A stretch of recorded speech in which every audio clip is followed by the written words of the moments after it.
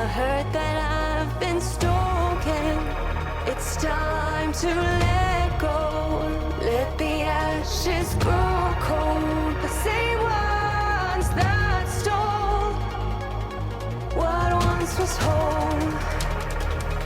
Forget the lies that I've been told. All that glitters isn't gold.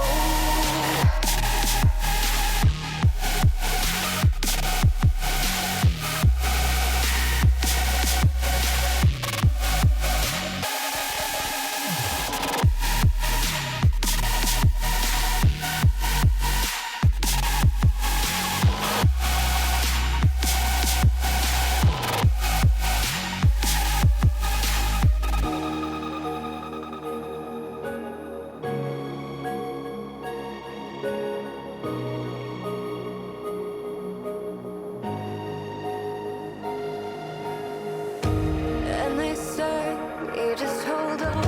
It's always coldest right before the dawn. But the night is endless, and the cold relentless. Sleepless till I'm senseless. Fought but I'm defenseless. What should have kept me warm is everything that caused the storm.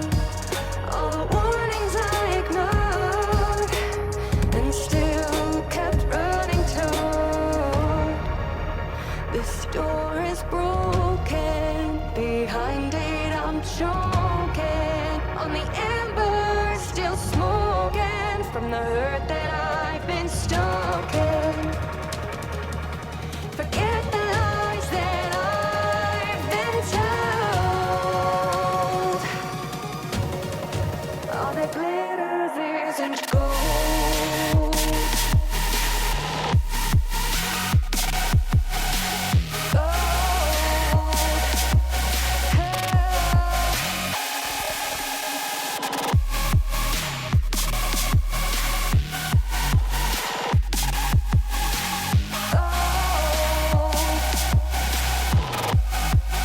All that glitters isn't gold.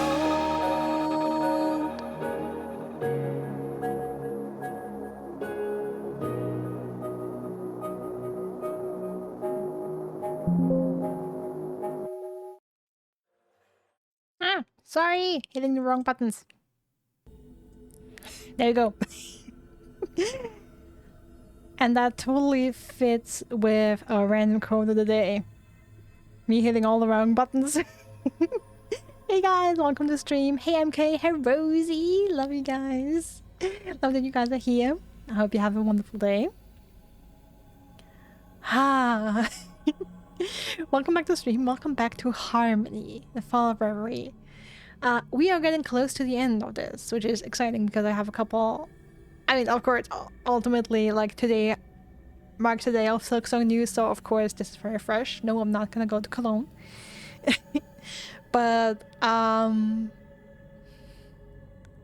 thank you! I was at the hairdresser's on Saturday and got the colors refreshed professionally.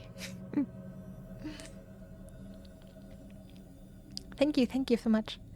And I just washed them today to look pretty for you guys. And as thank you, so kind. Yeah, oh, I love. Yeah, I always pop them. Like I do recolor at home just to save some money because like coloring at the salon is expensive and I like can't afford to do it every other week. So I go somewhere between like currently it's like every 6 to 8 weeks because I try to stretch it out as much as possible. But sometimes it's yeah, like mostly it's around 6 weeks. Katila, yay! Welcome. Welcome in. Hope you're having a good day, darling. I hope your body has recovered from your excessive Hollow Knight sessions. Like, I love that you are so sucked into the game and then so sucked into a certain unnamed boss fight, but please, take care of yourself, yeah? And I know it's hypocritical because that comes from someone who also sometimes plays unhealthy amounts of time. just saying, I also know it's not good for me. Like, it's not good for you, it's not good for me. Can't believe I started streaming the moment you start playing. Well, maybe I'm the prophet.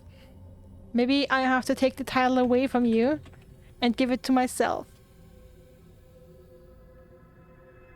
I couldn't sleep last night. No. So sorry to hear that. Well, then I hope you can sleep like this night, at least. And don't overdo it. Like, I know you just can't stand it. Oh, you're having... Oh, okay. I mean, we're lucky here right now. Because it's mostly raining and the temperature is going down. Like, I have 26.5 degrees Celsius in my apartment right now. And yeah, this is very comfortable. Like, I absolutely... Like, the last couple of weeks... I mean, it can always be a combination of things, but like the last couple of weeks where it was really hot for an extended amount of time, I've struggled a lot with fatigue.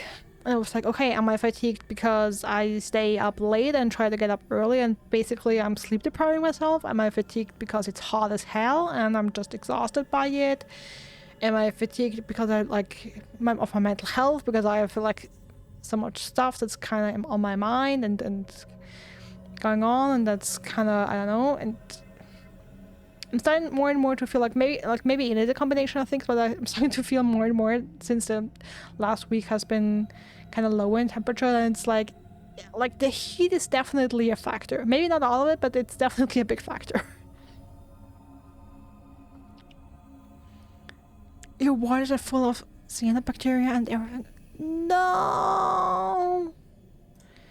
Oh my god, so horrible. Ah.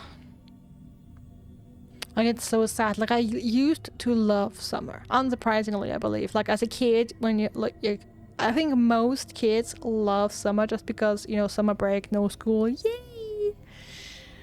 So, for basically that reason, I also loved summer. But like, and, you know, 20 years ago when I was like in elementary school or something, summers weren't that hot.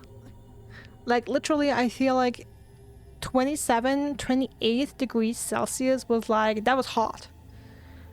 And like, you know, maybe we would have one day or two where we would hit 30. And that would be not even like elementary school, that would be like more in the time where I was in middle school or something. But like 30 was like the exception. That was rare. And this, like, nowadays it's like, yeah, 30, like basically 30 is the new 27. I was really thinking that this weekend.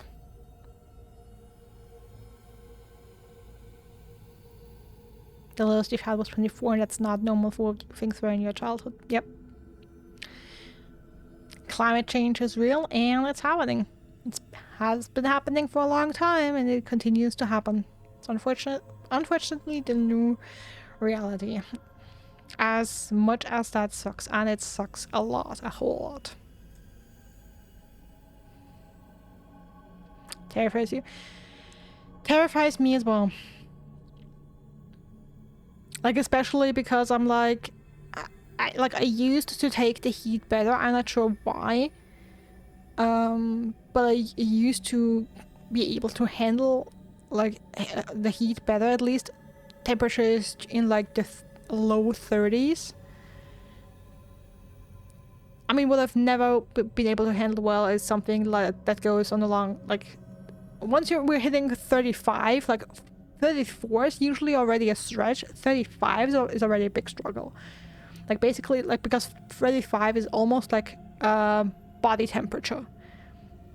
And I'm in the firm belief, like some physicist or something, like, tell me I'm wrong, but I'm in the firm belief that the more the outside temperature, like the general temperature around you is this, like, the closer it is to your body temperature, the harder it is for you to like survive in that climate, and the more uncomfortable it is. Just because it's hard for your body to cool down. Like, how does your body like avert heat that we generally produce because we are active? Like, even if we just lie there and do nothing, our body is active, our heart is pumping, our organs are working, we produce heat, our bodies produce heat, and we have to take that off so that we don't overheat. But how much like heat can you avert from your body if the temperature outside of your body is the same or higher than your body temperature? You know what I mean? So like, I feel like once you're hitting that kind of temperature range where the temperature of the world around you matches your body temperature, the harder, like, it gets really, really hard to cool yourself off. And that's what MK says. So humidity that sweating doesn't cool you off. That's another thing. When it's super humid, sweat doesn't evaporate and you get no cooling effect. That's also a big issue. It's just soup outside. It's absolutely soup outside. And ACs are gonna be huge. Like, everyone who doesn't have an AC and doesn't live in an apartment or in a house with AC is either gonna struggle big time or gonna need to build in an AC. Yeah, really bad soup. And that, since we're talking about worrying, I mean, it worries. I worry for a lot of people who are like older. I mean, I don't know the exact numbers, but I know there have been like a couple 10,000 heat stroke deaths every year in the last couple of years, and the number is rising with the rising heat.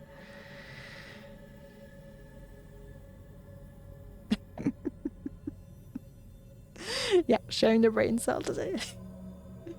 So of course that's a concern, especially since my parents are at an age where they're at risk. Their house has air conditioning, but still they can't be like confined to their house all summer. And even then, there's other people, you know, it's not just my family and my parents who are affected by the heat. Then just my personal well-being, I'm not sure if I can handle that. And also, like, that makes me wonder, how long can I continue living in this apartment? Because I don't have air conditioning here. And the question is, could that be built in? Who would cover the cost? Like, would my landlords cover the cost? Would I have to pay for that? Like, how expensive would it be? Would they even allow it? Like, all these kind of questions, we'd have to organize that. And if not, then if that is not possible to build an AC unit in this apartment, then I mean, sooner or later I may hit a point where I'm like, I cannot live here anymore because it's too hot, and I have trouble sleeping. I'm constantly feeling unwell. I have a bunch of issues arise with that. I would have to switch apartments, which I would hate because I love this apartment. So yeah. A lot of worries when it comes to... Ironically, like, the weather used to be a really boring topic. Like, the weather used to be this really boring... like... What's it called? Like, chit-chat topic. I can't remember the proper word for it now. Like, small talk. This really boring small talk topic. Like, oh yeah, isn't the weather nice, or isn't the weather bad? Not anymore. Weather is not boring anymore. It stopped being boring. Took a class in college at a school of public health that focused on climate change, and it was horribly depressing. I totally believe that. That's absolutely one of the topics. Like, the more you learn, the more you wish you didn't know about it, because it's so fucked up and so depressing. Do you all have access to portable window AC units where you are? And yes, they're pretty easy to get for $100 and what's like anywhere else. Honestly, no idea. I would have to check out Amazon, like, if those are available, how much they would be, and if I could use them. Like, and also my issue would be, my windows are not like your typical windows. Mine are angled, because I basically have kind of a rooftop apartment, so like above me, straight above me is the roof. So part of my ceilings are angled, and the windows are as well. So even if they exist and are relatively affordable, I'm not sure if I could use them with the windows I have, as fucked up as that is. But that's definitely something we could look into. Thanks for pointing that out. Also, something I wanted to mention. You might have not noticed the background changed again. Because I was like yesterday I was like, yeah, no, I can't really live.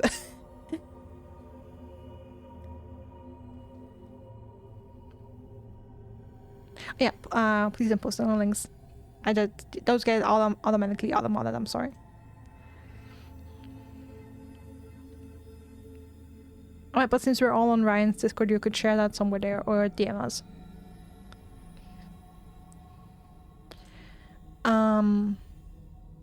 Yeah, so the one bookcase is gone. That was just like, these ones stay on the side here.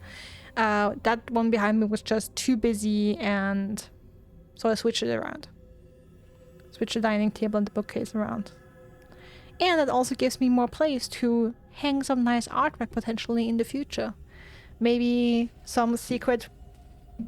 It's falling apart. Some secret artwork I'm working on, maybe? Also unrelated, I did order a standing frame for my latest cross-stitching project. I don't know, like, you know, Lambrick says that they want to watch something on stream, and I'm like, I wonder how I can make that possible. I'm absolutely beholden to her. So yeah, we'll see when that standing frame arrives, and if I can make a somewhat enjoyable and practical streaming setup work or not. If not, then I'm sorry. I'll have to do that in peace. But actually, I started cross-stitching again. I mean, when I had a project going for my godmother, which that was much smaller one. I've been working on and off for that for 2 years, 2.5-ish years, something like that. And finished that a little over a week ago, finally. Like, I've been working on and off. And immediately started another project that I had, for which I had the materials stocked in in a box for almost as long as that, or even longer. I believe I started that smaller project around the time I ordered the materials for this project, for this one, that I'm working on right now. And I did the smaller one first because, like, it's a gift. I'm gonna give it to her, like, either on Christmas or on her birthday, whatever is like happens sooner, or however long I take. And I was like, yeah, it's a really small project. It'll probably be done in a couple of weeks, and then I can start a big project. So yeah, so the small project will only take me a couple of weeks to be 2.5 years. So that one will probably be done in 20 years. Give or take, roughly, like a rough estimate. Given my history of cross-stitch projects. So if you stick long enough, around long enough, you might see that in the background in 20 years. Anyway, we've been chatting a whole lot, and now it's time, I feel like, to get back into the game. Oh, it's fine, I'm kidding. Just, you know, generally, just to be safe, I have links blocked unless, like, links for clips should be whitelisted, so that, like, the Twitch domain should be whitelisted. You know, just as a safety precaution, because you never know. People might come in, post, like, scam links or something. Or, like, bots post links to, like, scam pages. That sounds about right, yeah. But thanks for the tips. I'll definitely look into portable AC units after stream and see if there's an option that would work for my apartment. Totally fine. So yeah, we go back into Harmony, the Fall of Reverie, and continue Act 3.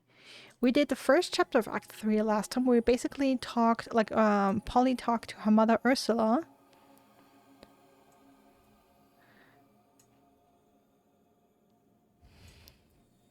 I'm excited to see what the other 2 chapters in this act will be all about.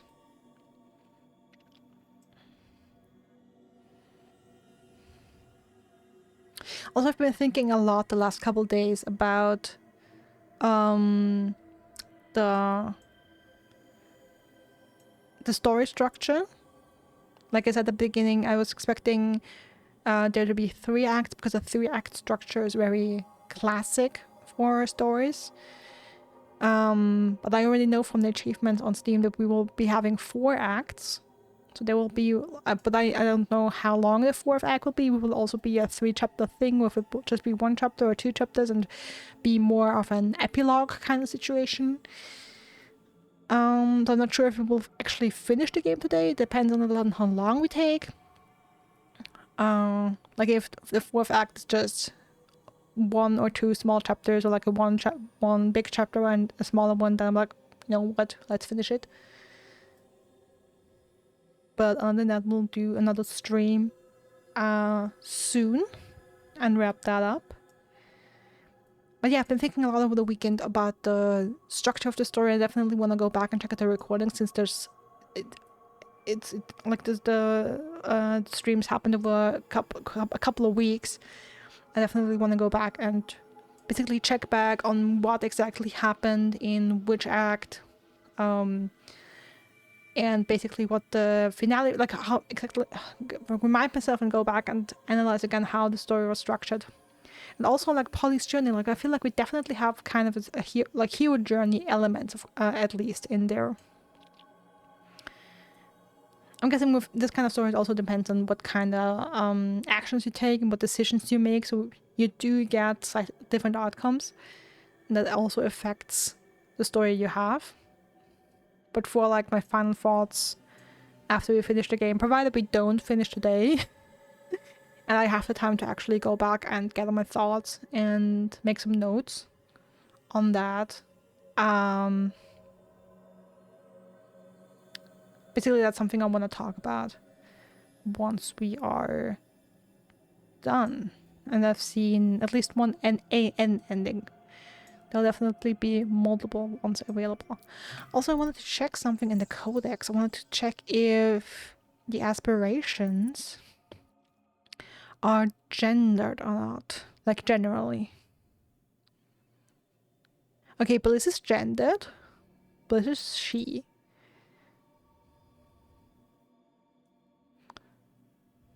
Okay, Bond is he. Chaos is not gendered. It's they are the spark. Believe power is probably gendered, yeah. And truth isn't. Remember that truth isn't. Yeah, so chaos and truth aren't gendered. Power, Bond, and bliss are. That's something I actually also thought about over the weekend. I wasn't sure anymore if I just had bliss, bond, and power gendered in my mind, or if actually the game gendered them. Because I remember that truth and chaos weren't. Or at least I thought I remembered that was right. I'm excited to see what I believe glory was already referred to as she, as far as I remember. Like it's just interesting, you know. And I was also thinking it's interesting how like the character designs are, and the depictions. Like I commented a little bit on them. Like for example, for Bond, I like how I like imagined them. Like they remind me so much of like a tree, like of an ancient tree, really rooted in the ground, and like that's what Bond kind of represents for me. Like it's stability, it's presence, it's just something that stays, that's old.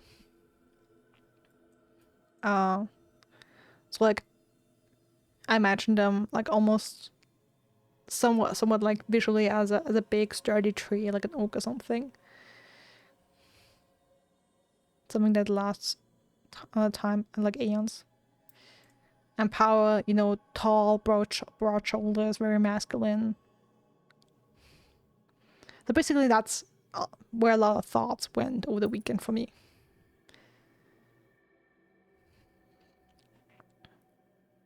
All right.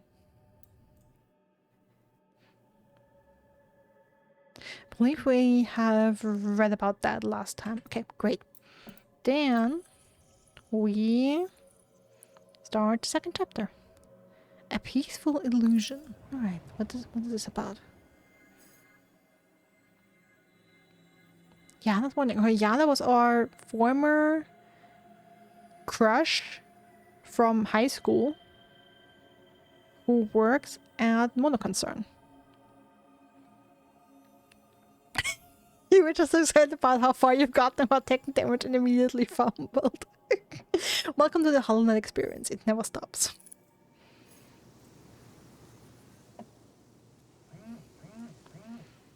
There's a buzz at my side.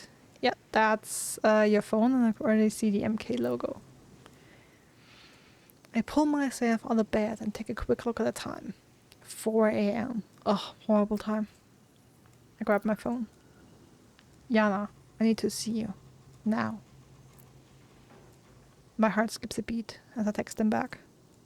The beach, 20 minutes.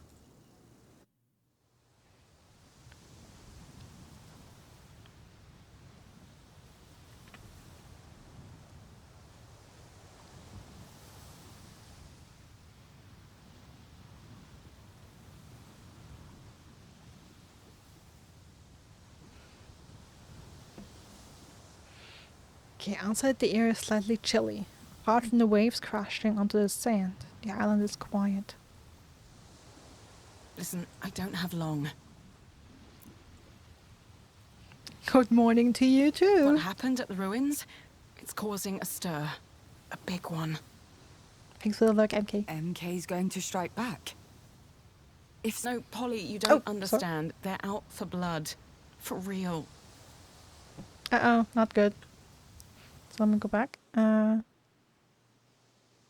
MK is going to strike back, if so, we're ready. I'm not sure where you are. do they know about our connection? I don't think so. I managed to delete our last conversation, and they don't have any reason to suspect me. And okay, I deleted the conversation, but that's what to say. We do have a video call that was potentially recorded. Well, that was recorded. That's deleted. But Yana also gave us their, like basically their company ID. But I'm not sure we used it. I think we did. If I remember correctly, I mean, correct me if I'm wrong, but I believe we used it when we basically broke into Mono Concern headquarters. So I don't know. And if we did use it, then they would see, and if they check the log files for who entered the area, they would see your name there. So not having any reason to suspect you, I don't know. I don't know. Maybe think twice about that. They come closer. I wish I could reach out and touch them. MK wasn't always like this. They're a huge corp, but they had systems in place to protect civilians. What's changed then? Because look around. Look at what's happening. People have good reason to hate them. A few years ago, they started pouring a ton of money and energy into the Oxian ruins. Like they were steering the ship in a new direction. Mm-hmm. That's probably when they joined forces with Glory. And MK's a big ship. You can't turn it around in one night. I realize I've never seen Yana this uncertain. But they're maintaining their composure, even if their job may be in jeopardy in the future. They call it Project Loom. Loom. Sounds like an acronym. Loom. What could that stand for?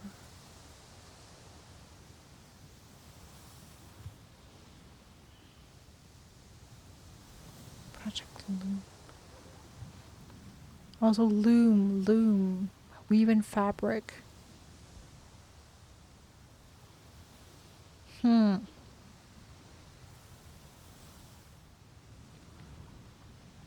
I mean, since we know Modern Concern has connections to Reverie and to one of its aspirations, the aspirations that's currently in control of Reverie, namely Glory, I'm guessing they would have the power to kind of change the weaving of the universe, if you so will. Or like change the fabric of the universe. So that is still concerning. Somewhere out there, a marketing intern's just gotten the wings. Okay, not the reaction I was expecting. Did you know about this? Not really. I might have had an inkling. Don't ask. Seriously. Well, whatever you did down there in the temple, it's messed with their plans. Good. They grab my I hand. needed to warn you now because I can't be seen here. I can't see you. Not for now. I need to lie low for a while, but I'll try to do as much as I can to help you all from where I am. I appreciate it. Thank you. Thank you, Yana. It means a lot. They flash me a smile and immediately turn and walk away. I stand there alone for a solid minute. Project Loom. Yana. Whatever happened to Ursula? I need advice. Okay, probably an aspiration's gonna pop by. Who's gonna be it? Ah, there we go. Reverie. All the aspirations are there. Gather around the heart. Okay. So that's just one, but all of them. We need all the help we can get, apparently. Glances, smiles, awkward looks. The tension is thick. My mother was right. Glory and MK are working together. A murmur ripples around the group. I don't have all the details, but it can't be a coincidence. Whatever's happening to my island is because of Glory. Has anyone got a camel handy? I just found this lovely straw.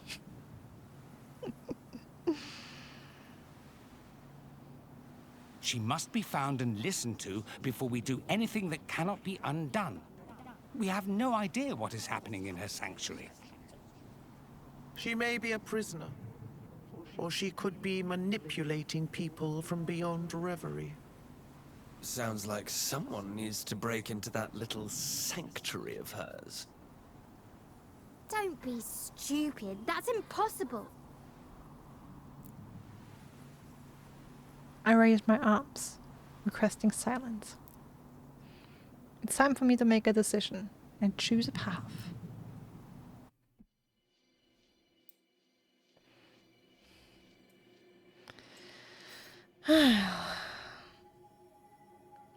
Listen to chaos.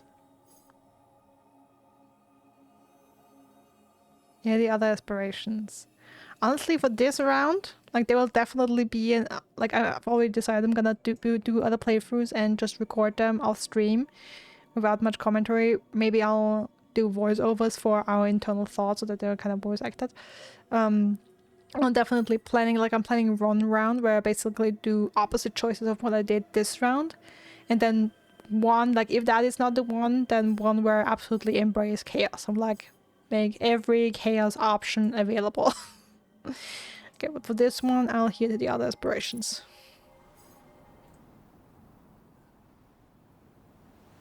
Like, Chaos is a cool dude, but I'm not sure I fully trust him, you know?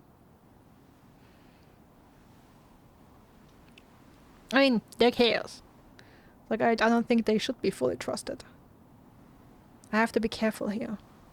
I better listen to what the other aspirations have to say. I tried power with a smile. Power? I want to hear your plan. If you have one. I always have one. We need to face our enemy and protect Glory. Hurting her would be a grave mistake. Around the heart, heads not. Power's thoughts are shared by many of the aspirations. Bliss? Ooh, I don't don't know. Honestly, Glory has made some pretty terrible decisions in the past. She's the whole reason we're in this mess. Can we help her? I mean, really? What if it all goes wrong and you get hurt? You're our best chance of finding a way out of this in ages. There's another wave of nods, except from chaos and truth. Something on your mind? I do not believe Glory is responsible. Uh-huh. Perhaps she was, at first. But there is almost a parasitic relationship between her and Monoconzern. There is a barrier around her sanctuary that would stop even the Oracle from entering. She is unable to think clearly or act properly. Sometimes, to save someone, you must go against their will. Mm-hmm. I notice Bond walking away from the group. This discussion displeases him, I can tell. I can feel it even. No, we can't. We can't hurt Glory. There are ways to sever the link between Glory and this company. That is how we will solve the situation. Someone slow claps. It's chaos. They're standing, walking around us, eyes wide open. Hark at you lot. So scared. Not a single one of you wants to bang the drums of war, do you? Whatever's coming, it's coming in hot and fast. All this prattle solves nothing. I need time to think this through. Well, when you feel like actually doing something, do let me know. Chaos vanishes. The Nexus feels suddenly unbalanced. The aspirations trade puzzled looks. This won't be solved here, in Reverie. I'll be back.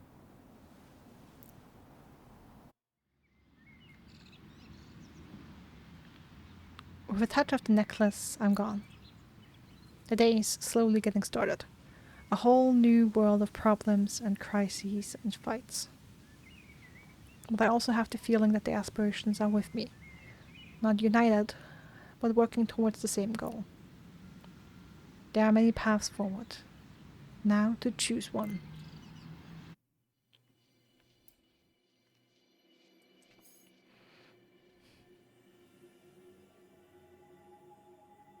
Okay, break of the news. Gets us a chaos crystal.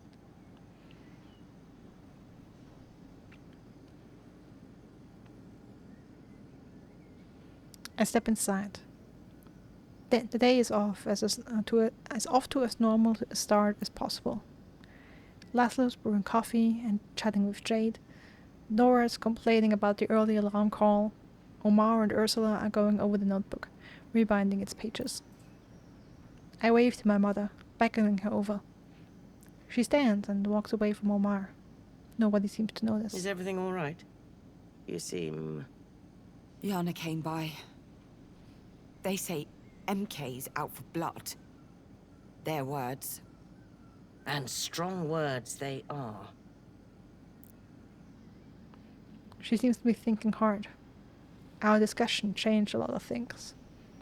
There's still a distance between us, but also a new kind of relationship. I think perhaps it's time. No more secrets. No more hiding. Are you comfortable sharing everything? Here. Now. Comfortable. What a strange concept. The world might be coming to an end, and we're discussing comfort. Well, I nod, and she claps her hands, calling everyone over. We have something we need to discuss today. She's not lying.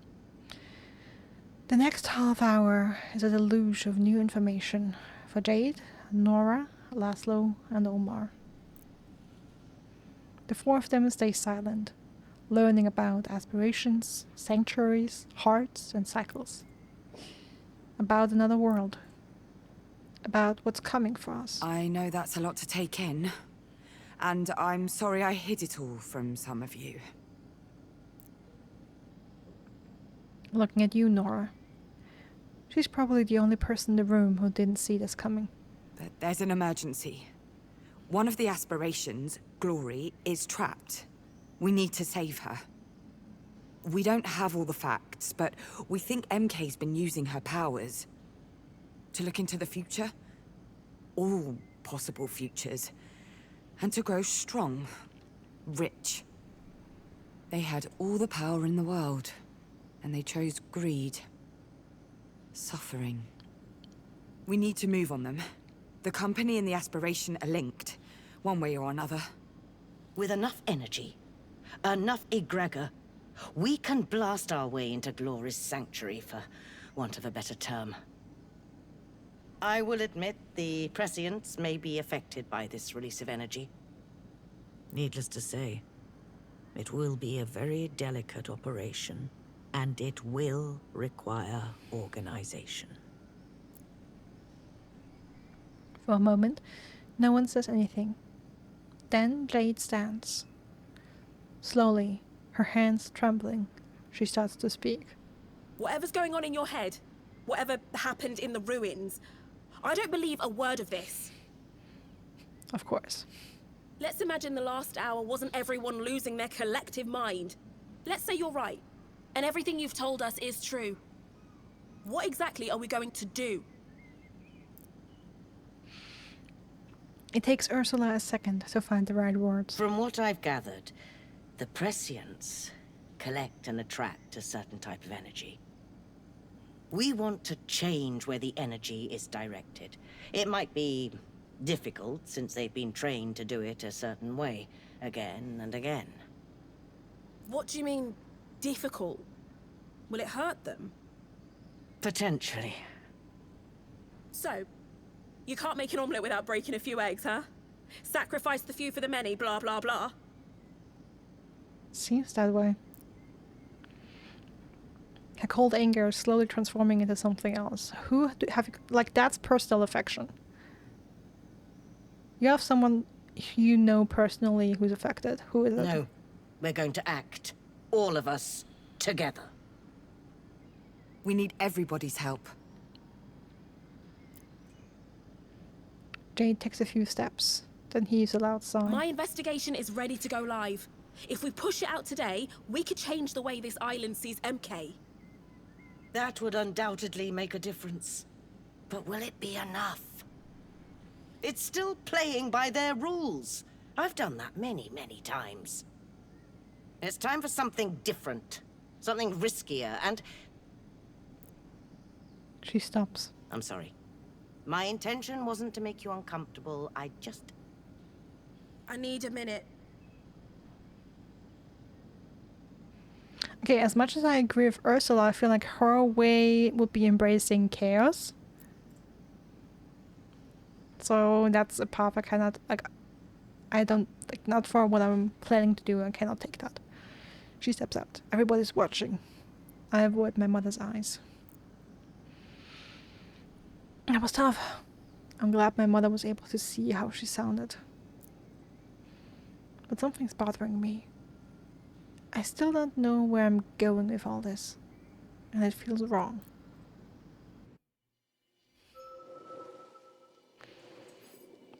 Confab. Everyone has an opinion.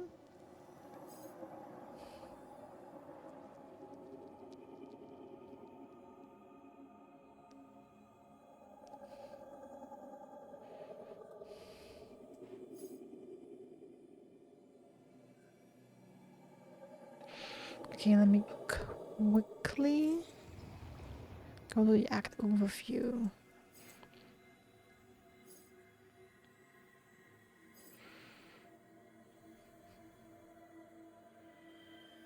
Okay, cooperative aspirations. For that, I would need to collect Bliss, Power, and Truth crystals. Stay away from Chaos and Bond.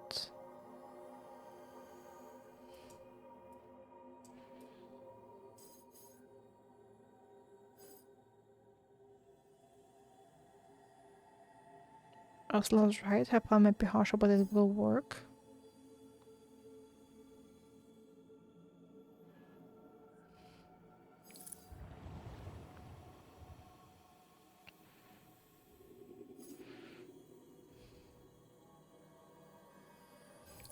Alright, let's go.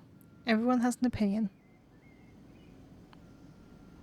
I give everyone a quick smile and suggest we take a break. Nora disappears to her room without giving me so much as a backward glance. Laszlo and Omar stay where they are. I guess they're buddies now. I turn to my mother. How are you feeling? I've been grappling with this knowledge my entire life, you know. And today, for the first time, it felt good to have someone on my side. Not just knowing, but acting. That's probably the nicest thing she'll ever say to me. But I regret the way I spoke to Jade. She's done so much for this community, and I respect her work. It's just that... She breaks off abruptly. I don't want to influence you. I don't want to influence anybody. I'll have a chat with them. Don't wander off, okay? She smiles as I step away from her.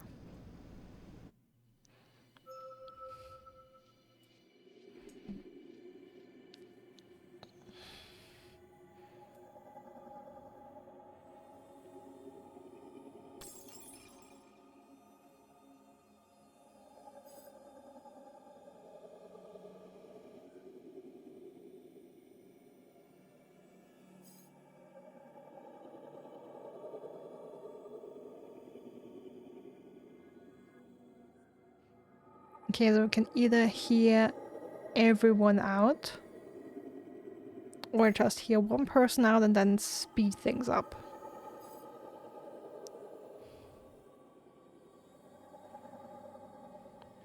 I guess we can talk to Jade.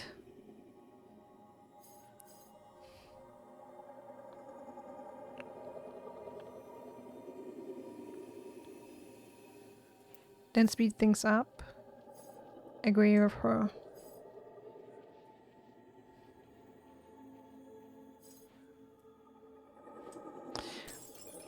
Hey, let's listen to everyone. Jade wants to leave.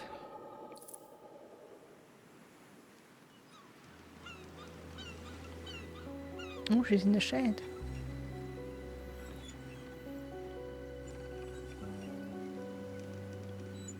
Jade's all by herself outside. I give her a wave before heading over to join her. It's a lot. Yeah? I don't know, Polly. Reverie, aspirations, a guy called Bond. Yes, it's a lot. Not as much as your mother's unhinged plan, though. She's not furious. She's... cold. Frozen, even.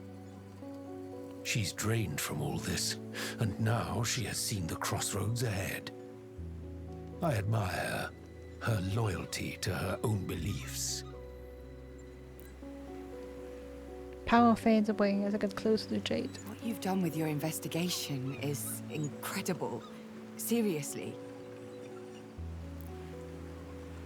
My awe is genuine. Laura talked about it so much that I went ahead and read the whole thing for myself. But... No buts. For real. She looks at me for a moment. your mother's going to hurt people. People from the community. Friends. She's using MK's own tactics against them. That goes against everything I believe in. Everything. MK's been hurting people for their own gain. They've bribed every official on this island to keep it quiet. It has to end. And it won't if we have to become them to stop them. Yeah, you don't want to become the demon you fight. I see her eyes moisten just a tad. I swear Jade has someone in there, someone affected. I can feel power's influence at work here, enveloping Jade in a distinctive aura. If you back your mother's plan, I'm out. I can't do it, Polly. I just can't. We're definitely going for the group this time around. Power was right. This is a line Jade won't cross. I understand. I do. Truly. This whole ordeal has been like turning a mirror on my own convictions. I have to pick a side. You always have to pick a side, Polly. Always. And I've picked mine.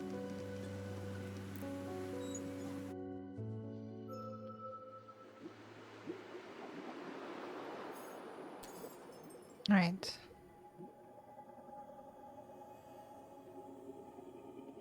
Nora is anxious.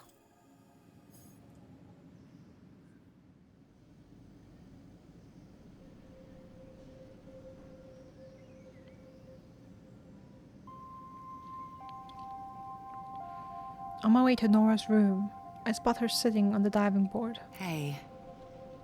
Ready to talk? She looks up at me fearfully, like I'm an intruder in my own home. Talk. That's what we're gonna do after all that. Talk. I can't even imagine what she's thinking. Her mind's blown. Well and truly blown.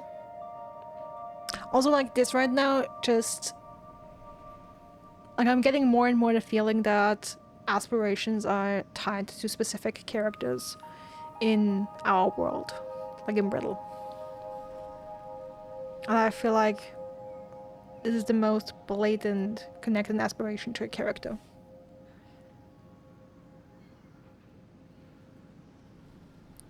Can't exactly blame her, can you? If I found out there was another world beyond Brittle and Reverie, well, my mind would probably be blown too. Out, Bliss. Give me a second with Nora. Yeah. That was a proper coming-of-age scene back there. Even for me. I'm so tired, Nora. Not as much as Jade, maybe. But I am tired. I just want to crawl under a blanket and sleep forever. But you can't. No. I can't. Because the stakes are too high for that. And it's all true. Every single word. Reverie, the aspirations, Holly the Oracle. And Ursula knew? All this time? Looks like it. So you lied to me. Both of you. To be fair, only Polly only did it for like 2 days. No. We couldn't just blurt it all out to anyone. It wasn't the right time. And when would the right time have been? After Ursula killed herself? What if something happened to you at MKHQ? Nora, I didn't think about... Stop. Just stop. You're right. Of course you are. I know we've been apart for a while, but I'm still me. I wish you'd known. You could trust me. I move to sit beside her as she scooches off the diving board and onto the lip of the pool. I'm sorry. She lays her head on my shoulder. I know. It's a lot. It's a lot. We sit in silence for a while, legs dangling.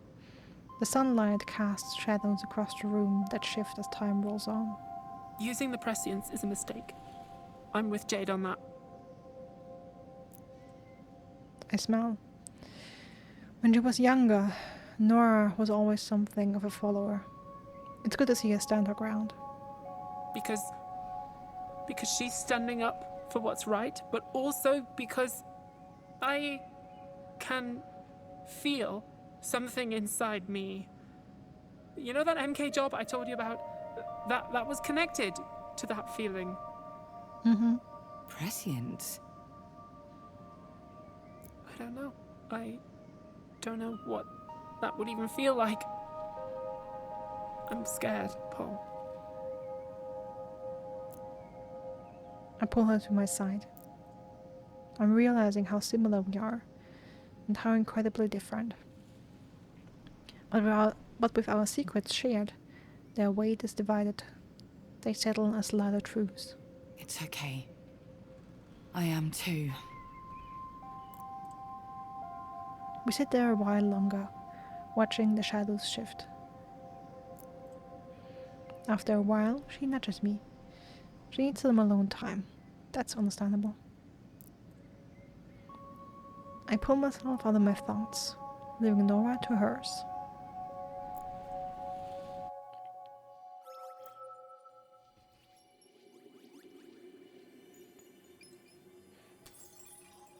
Okay, Laszlo is torn.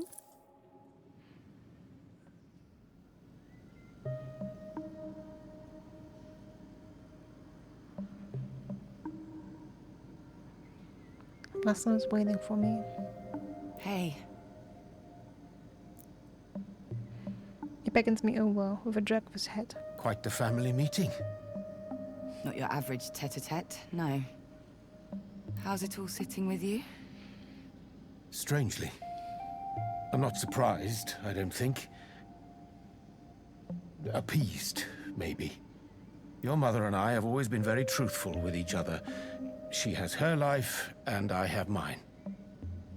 This explains a lot. I bet it would. The smile on his face is heavy and sad. Still stings, though. For the record, I'm sorry I couldn't say anything. I wanted to. Excuse me, we've been on, like, how long has it been? Like, it can't be more than like 3 days that we have been the Oracle. Well, probably it's been the Oracle. Come on. It's not like we've been hiding it for 20 years. You have no idea how much I wanted to. Oh no, it's not your fault. It's foolish, really. Just a whole side to your mother I never knew. I was watching her face while you were laying everything out. There was a joy there. A sparkle in her eyes I haven't seen since... well... made me a little sad, is all. That I can't be part of it. That side of her. Oh, Laszlo. I move in for a hug and squeeze him hard around the waist. He squeezes back. When we break apart, he wipes his eyes on the back of his hands. Now comes the hard part, of course. I can't help but think Jade has the right of it. Her investigation is the push this community needs. It'll open people's eyes, get things going. Grassroots revolution. I put his hands on mine, swallowing it up. His eyes dart away from me. But... you're going to follow Ursula? Oh no! Okay, so are we gonna have a split, like Nora and Jade on one side and Laszlo and Omar on the other? I've known your mother longer than I've known almost anyone. Every time I've seen her like this, with this much determination, she was right. Every single time. I can't say I understand everything that's going on. Dimensions, otherworldly beings, oracles. But I know MK has ground this island to dust. If Ursula says she knows how to fix that, well, I trust her. I love her. He smiles again. Look at me. I should be the one asking after you. All of this seems like a lot, Polly. It is, but I'm getting the hang of it. It's all a bit mind-blowing. The whole shaping the fate of the world thing is daunting. But it's like trying to picture winning the lottery, you know? Impossible to actually comprehend. I'm just going to keep on doing what I'm doing. Trusting those around me and make the best choices I can. I know you'll do us proud. Now, if you'll excuse me, I need to have a chat with your mother. Make the best choice I can. Let him walk away. He looks more determined now. Split between love and his own morality. True. Not an envious position, but he bears it well. You are lucky to have someone like him, Harmony. His kind are all too rare these days. True again. Laszlo is a good man.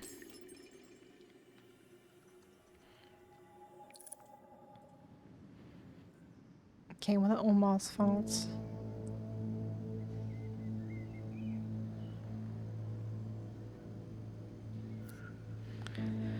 Omar is busy with his notebook, writing as fast as humanly possible. Did you get all of that? Every single word. Amazing! He pockets his pen and notebook, his eyes fixed on me. It's all true, Polly. Everything the Oxyons believed in. I've noticed. It's like waking up and being told all of your imaginary friends are real. Her words, your stories, they're connected to so much Oxyon writing. He takes a deep breath. I can see him curbing his own enthusiasm. But all of that is for later. Right now, well, I guess you have a choice ahead of you. Oracle. I don't feel much like an oracle. All I see are bits and pieces. Potential footpaths, not roads. That's more than the rest of us. And it's going to be crucial for what's ahead. But more importantly, how are you? Relieved. Keeping it all from everyone was rough. A little over-exaggerated for me personally. It's only been a couple days. But you had to. Of course you had to. And I'm happy you thought to include me as a confidant. Omar, I know you're new around here, but you're a part of this. And I'm happy to have you here. Is he blushing? Omar? Now? He smiles, composing himself. So, I need to know where you're at. Which way you're leaning with all this. Yes. Mono concern. Aspirations. This glory. MK is a poison. Or the consequence of a poison. The unchecked capitalism that it embodies is a death knell. Exponential growth is a myth.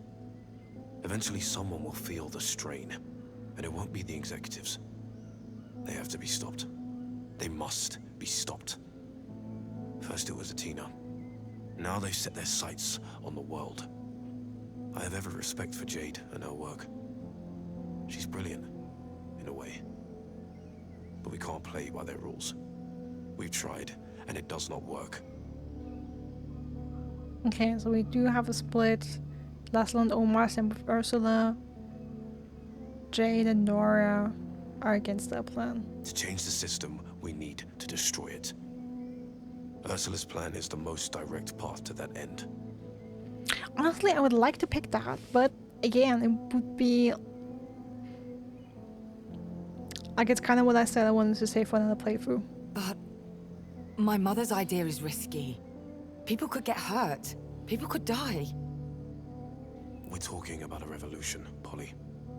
And all revolutions have a price. Sometimes it's paid in suffering.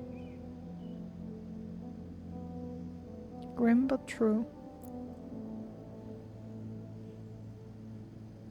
This is a side of him I've never seen. Direct, aggressive almost. I feel Bond's warmth surrounding us. He speaks his mind, and the truth. You agree with him? We stand on the cusp of a new era. Cohesion, connection, community. Sometimes the simplest methods are the best ones. Bond's right, I know. But can I accept it? I wave goodbye to Omar and retreat to the kitchen.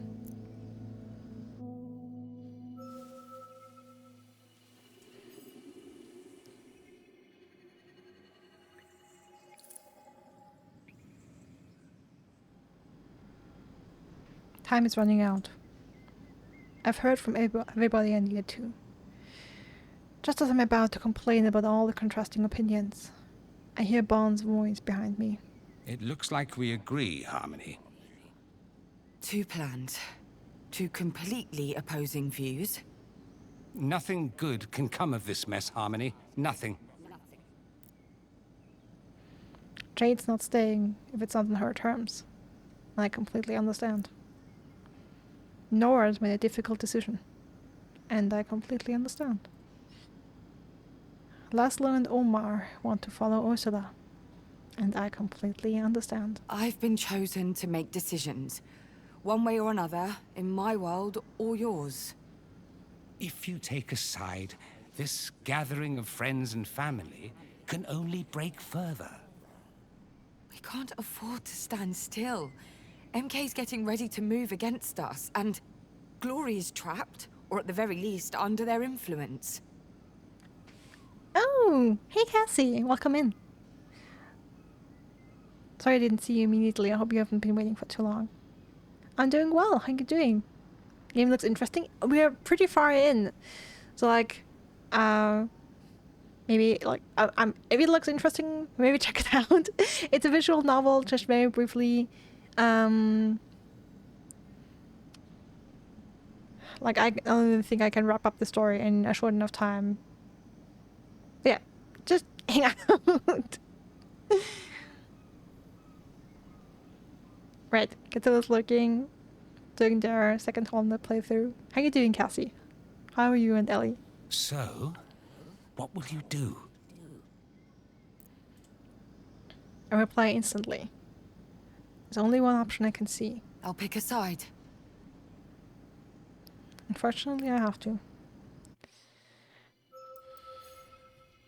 Okay, like I said, as much as I want to go Ursula's path, because I also like the right one. I'm not sure how much you can say is a right or wrong choice here. But I already said I want to embrace chaos another time. Rosie's looking coswork. Very welcome. Very good. You're both good, thank you. Ellie's dressed as the knight today. Oh my god. Did you post a picture of that? Ellie dressed as the knight. You have a wonderful daughter, Cassie. You should, you absolutely should. Your little girl is such a gem. Like, genuinely, I've talked about it a couple times. I'm not really keen on having children. If I, like, had a fortune teller promise me I would have a child as wonderful as Ellie, I would get pregnant immediately. MK doesn't work lurking. All the lurks are welcome.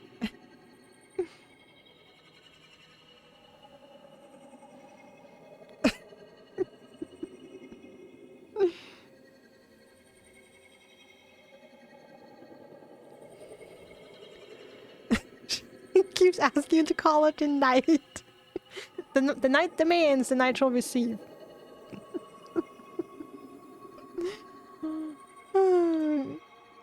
And Rosie, I will use my mental powers to stop everyone from calling your workplace so Rosie can watch stream in peace. I'm focusing really hard. Is it working? Is it working yet? I'll keep thinking about it. Maybe I can make it happen. I'm trying my best, Rosie. approximately 5 calls away from ripping the phone out of the wall. Woo! Alright, I better concentrate harder then.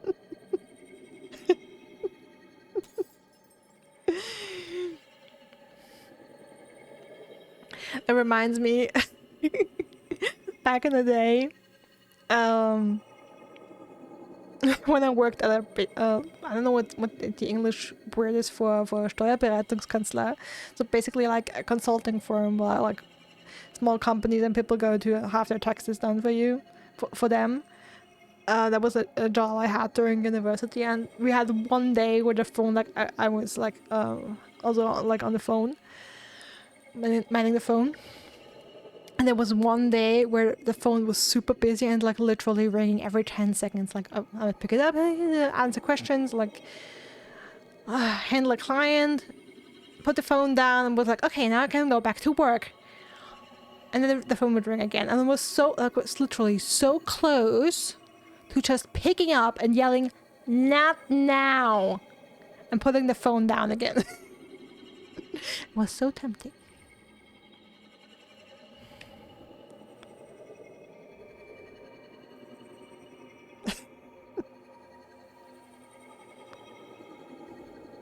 Ooh, that would have been a nice idea, MK. Too bad that there's 2 lines. But hey, MK, could you call from, like, how likely is that if you call from 2 separate devices, that you block both lines, or is it like more lines? That would be an idea. To call from 2 separate devices, 2 different numbers, and block both lines, if you only have 2.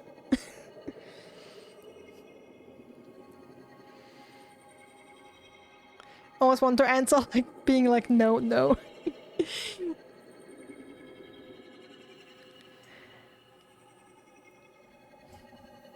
Sounds like you have a lot of people asking the exact same questions and you giving the exact same answers like 100 times a day. And that sounds absolutely horrifying. So sorry for you, Rosie. Alright, this time I'm gonna agree with Jade. And I'm really looking forward to playing this again and embrace, like, going the I embrace chaos part. That will be fun.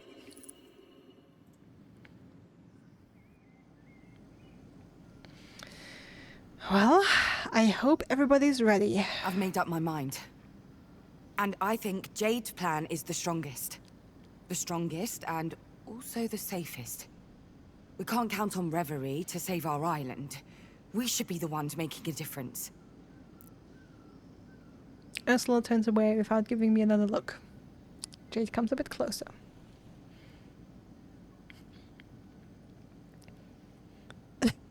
You grab your spouse's phone too. Yay! The cult makes it possible. Also, this is the longest break I've had today. I think you guys may have manifested their break. Yes! Keep manifesting. We keep manifesting it. Everyone think about Rosie and keeping the lines open. Mentally block the lines. So all the calls get disconnected before they reach Rosie. It feels good to be listened to. And understood. It feels soothing even. We both smile. In the background, I see Ursula leave the room. Nobody follows her.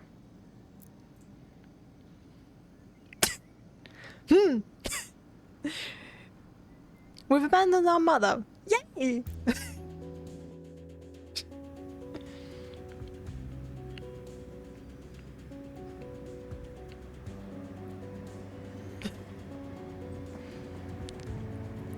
Not long afterward, Jade, Laura, and I are in downtown Alma, finishing a quick lunch. I didn't know I'd miss Atina's legendary sandwiches. The familiar taste of the spicy sauces and soft bread mixed with chickpea flour makes me smile. Wow. You devoured your kuru like it was your first meal in a week. I was starving. I noticed Jade hasn't touched a sandwich. You okay, Jade? Too stressed to eat. Haven't had an appetite for a while now. I'm sorry if I was inconsiderate or anything. It's fine. People react to stress differently. My investigation, all the time I've spent on it, it's weighing me down. But I feel like there's a way out now. Thanks to you. She lowers her eyes. She's going to ask for a favor. Something serious. I need your help. Again. Something big. Go on. Your friend, Yana. Nora's been telling me you two are close. Wait. Yes. I hadn't thought about it like that, but yes. Close. If we get them on board, it could really help. I mean, my investigation's ready to go out, but Yana's support would spread it further, make it more credible. I get it. It means we need to fill them in on everything, right? It's up to you. We don't want to force you to do it if you don't want to. She looks like she's about to deliver a long speech about wanting to be sure I'm okay with the plan. I place my hand on hers, stopping her. Yana deserves to know. I can talk to them. It's a risk, but it's worth it. They did warn me about MK, after all. We can trust them. For a moment, the three of us smile at each other. Just smile at each other. Then Jade bites into her sandwich. A blob of melted cheese and sauce escapes the bread and falls onto the plate. It's hard not to laugh.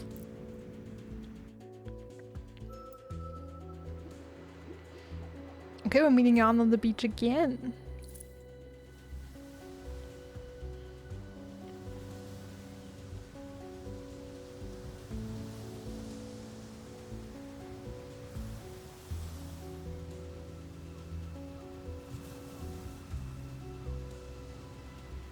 The beach is deserted apart from Nora, Jade and me. Far off in the distance, drones fly about over the inner workings of Athena. When I was younger, the place was bustling and alive. Something about our way of life has changed since then.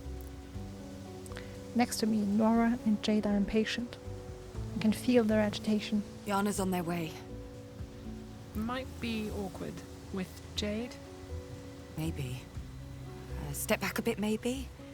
Give me some time to talk to them. Alone. Yes.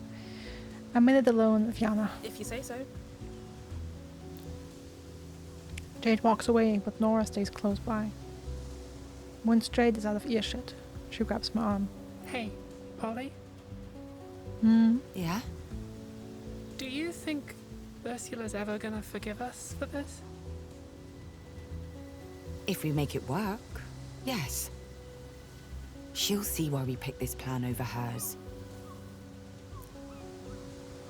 Nora walks away without responding. She's still uncomfortable, still torn between Jade and Ursula. Then I see Yana, walking down the cement stairs toward me. They notice Jade and Nora, now a few paces behind me. No surprise, no emotion. What a pro. Look at them. Strong, like the roots of the earth. Yes. But perhaps not as strong as you, Harmony. Remember that. Howell leaves as Yana reaches me. Can't keep away, It takes me a couple seconds to understand that you're teasing. Huh? Oh. I want to bury my head in the sand. But we're here for a reason. eh? You've brought company. Jade Galea. Enemy number 1 back at HQ. Wanted posters plastering the walls? Reward for information, stuff like that? Worse, actually. Oh. How can I help? Things are getting more complicated. They are. And I need to tell you the whole story. as we walk along the beach side by side and tell him what's happened to me over the last few days. Reverie and Brittle, the aspirations, Glory and MK, our decision to go with Jade's plan. As usual, I keep the old girl out of the picture. That's quite a story you've got there. It's a lot to take in. Yes and no. Remember Project Loom? No wonder you already knew. They stop. The water's not far off. The waves swallow up the sand, stopping right before they reach our feet. Thanks to Jade's work, we think we can spark change from within MK. We wanted to warn you, and ask if you had anything we could use. Without hurting you, obviously. We're past that stage, Polly. They sigh and bend down to scoop up a shell that's washed ashore. When I started job hunting, it was MK or nothing. When they hired me, I told myself I was different. That I could change the system from within.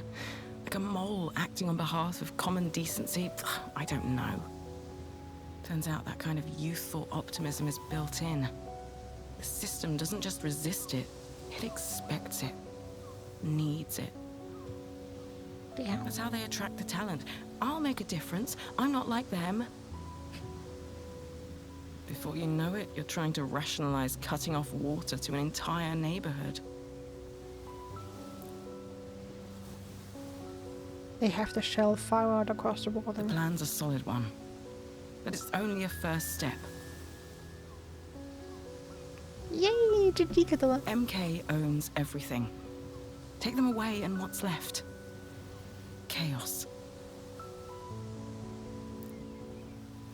Before I can respond, they beckon to Jade and Nora, and two girls walk across the sand toward us. Behind us, the waves are getting higher. Their crashing almost drowns us out. Hey, Hey, They shake hands rather formally. this isn't against some anarchist code? Breaking bread with an MK automaton? I know the difference between a person and their job. Nice to meet you, Jade. I'm not the only one with doubts about what MK's doing right now. I can check a few things and try to figure out the connection between MK and... Glory. between MK and Glory. But I need time. Jade almost jumps forward. I'm afraid time's something we don't really have. We don't have time. The longer we wait, the stronger MK will hit back. If you want my help, I need time. Sorry. Me too. They're right, Jade. They both look at me, hoping I can think of something to break the deadlock. Alright, so what's our option? Give Yana some time. Will have us lose 3 power crystals. Refuse to delay. We'll lose our truth crystal.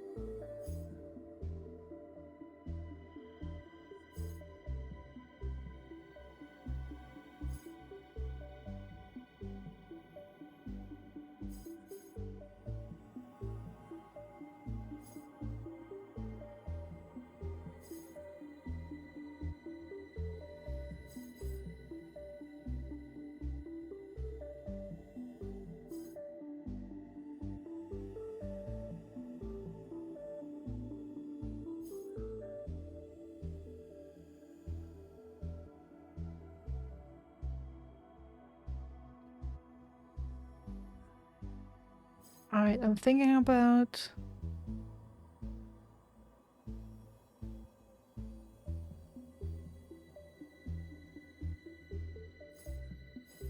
what I want to do here.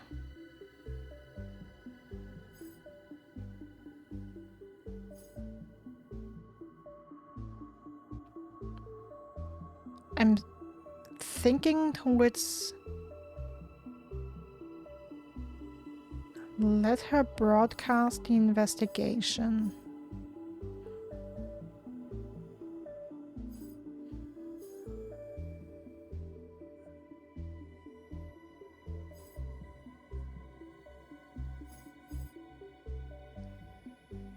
Can we refuse to delay? And I'm thinking that I will have to choose two.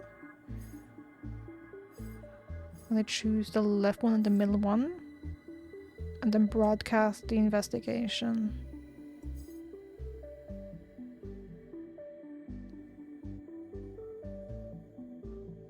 Or maybe even I would have two bliss crystals. Maybe even do that one.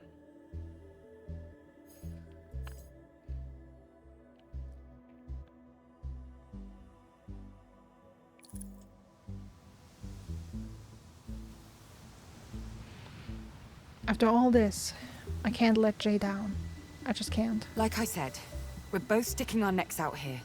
But Jade's work is clearly more important. We can't delay anymore. Out of the corner of my eye, I see Jade nod. This isn't going to work. What kind of a deal is it if I'm just blindly going along with your plan? Do you even hear yourself? I'm just asking you to trust me. It's a lot to ask, I know. Trust? Okay, then what's the plan? Tell me exactly what you're going to do.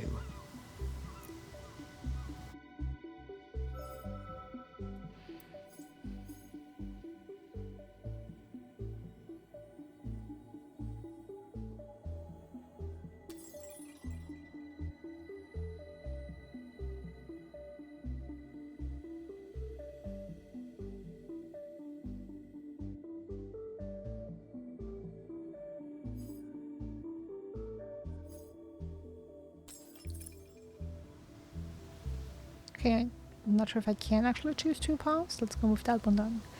I smile at Yana. My role here is to bring these people together. It's all about unity. Showing we can work together. Alma and Atina, everybody marching together, you know, hand in hand. Yana snickers. I put my hand on Nora's shoulder, showing trust, showing care. Ask her to let me handle this. Listen, I feel like I'm just discovering this place. Sure, I grew up here, but now it's as though I'm seeing the island for the first time, and it's a shock. Ever since I got back, everybody's been talking about MK, how it's splitting our island in half. We need to act, but it won't work if we're not united. Yana's smirk is gone now. I worked my arse off for months to prove what MK's doing. They target the vulnerable, poor families, people begging for work. I know. We need to change that. And we need to act fast. MK has the resources to fight back, so we need to take them by surprise. I agree, but what can I do? Why did you ask me to come down here? The waves are calmer now, quieter. As though the ocean wants in on our little conspiracy.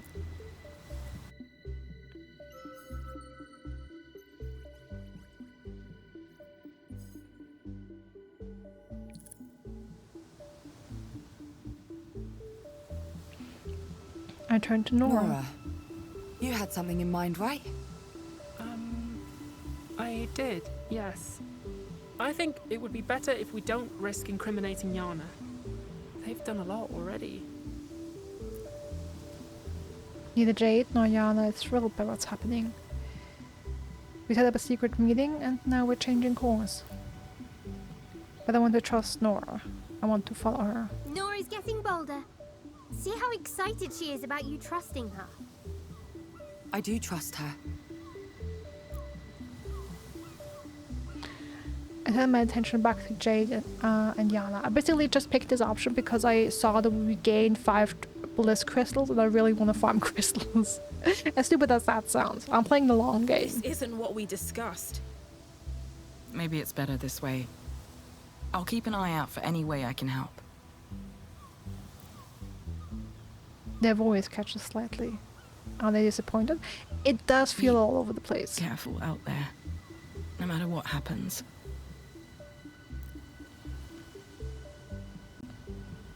They turn and walk away. Casually at first. Then more quickly. What's going on, Polly? You come find me. We searched for Yana, and now we have another plan I didn't know about. Damn. Actually, it's my idea. Everything centers around the prescience. We aren't changing tack, Jade. This is just an extra layer to your already brilliant plan. And Yana... MK's already sniffing around. I trust Yana, I do, but too many cooks, you know? I mean, I got the crystal, but I'm not really happy with that option. I guess it would have been harder for them to keep what they were doing under wraps. And for us to act discreetly. Jade looks from Nora to me, taking a minute to think. And no, I'm not restarting the chapter just because I'm not super happy with how this played out. What's our next move? I'm committed to the choices I make. Thank you. The skate park.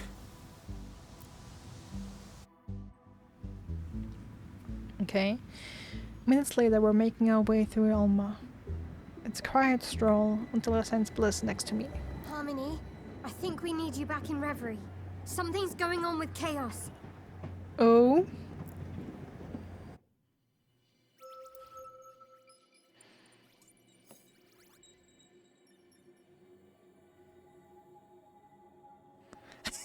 Every single time you hear MK, I think someone's talking to you. Sorry! Sorry that MK also exists in the game. I'm back in Reverie. For a moment the place feels more real than my own life. I can't put my finger on why, but there's a new sense of connection here. Of belonging? Then I see the aspirations. They're standing in a circle around the heart. What's the matter? Chaos. Chaos is the matter. They won't accept your choices. Look, I'm not out for blood, you know. Whatever's going on in Brittle, you're about to ruin it for us. In Brittle? What are you doing, Chaos? Are we working together or not? You're missing the point, Harmony. And you're acting like an irresponsible fool. Everyone, calm down. Oh dear, this has all gotten very boring very quickly. Look, I get it. Being decisive is hard, right? But it's okay. I'm going to be decisive for you. Power steps towards chaos. What happens when aspirations fight? Easy there, big boy. You'll see what I'm up to soon enough. You all will. Bye-bye for now. Chaos vanishes. All around me, the aspirations disappear one by one. I'm left completely alone.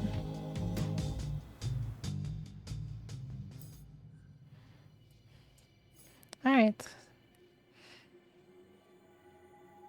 Start a fire.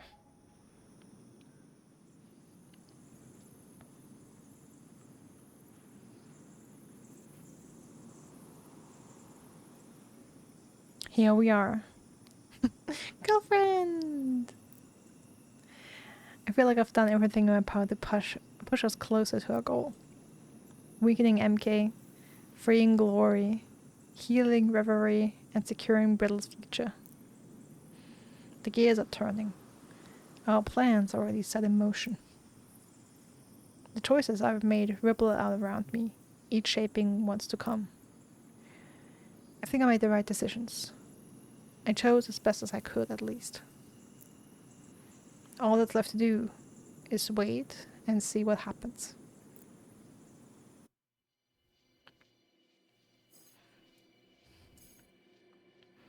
Okay, end of the chapter.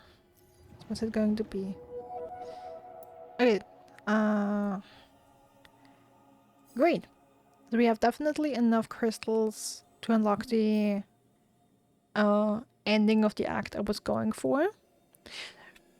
Just a reminder why I'm adamant about going specific paths and collecting or avoiding specific crystals.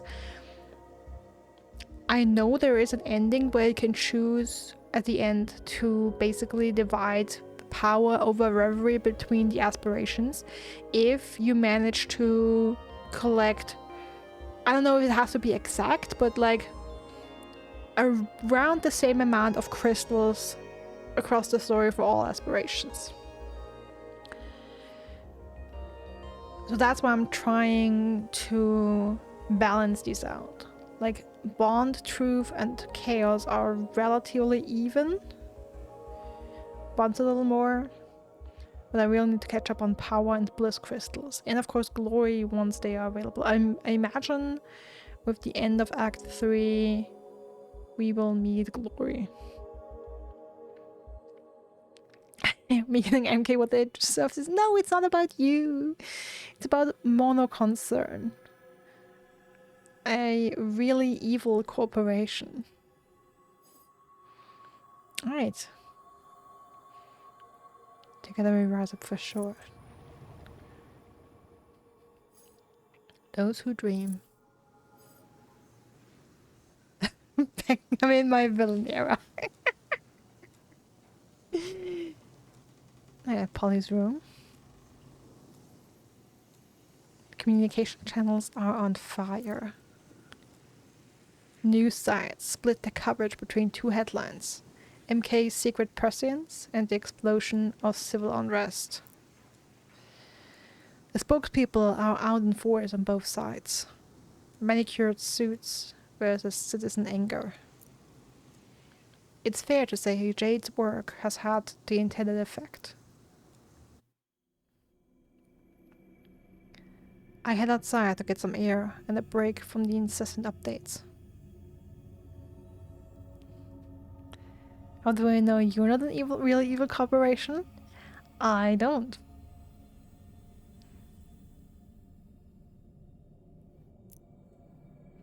The garden is quiet, and the smell of juniper berries wafts through the trees. A calm before the storm.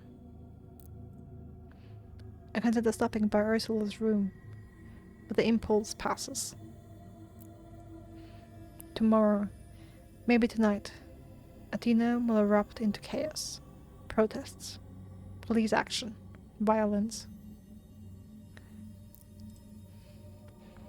And I won't see any of it. Damn, Rosie, why did you have to type that? Now I want to look at the picture. Reverie is calling. It needs me. The aspirations need me. And I need my rest. I dream of nothingness. A black void filled with absence. And awake, feeling ill at ease. You live to torment. God damn it, Rosie. Sirens on the morning air. The hum of drones. Uh-oh. The faint echoes of marching fiend and chanted slogans. It's time.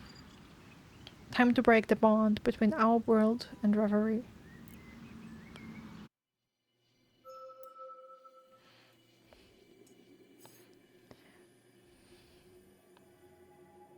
Yep. Of course, that's only available if we would have made a different choice, so... a fair fight. I know what I have to do now.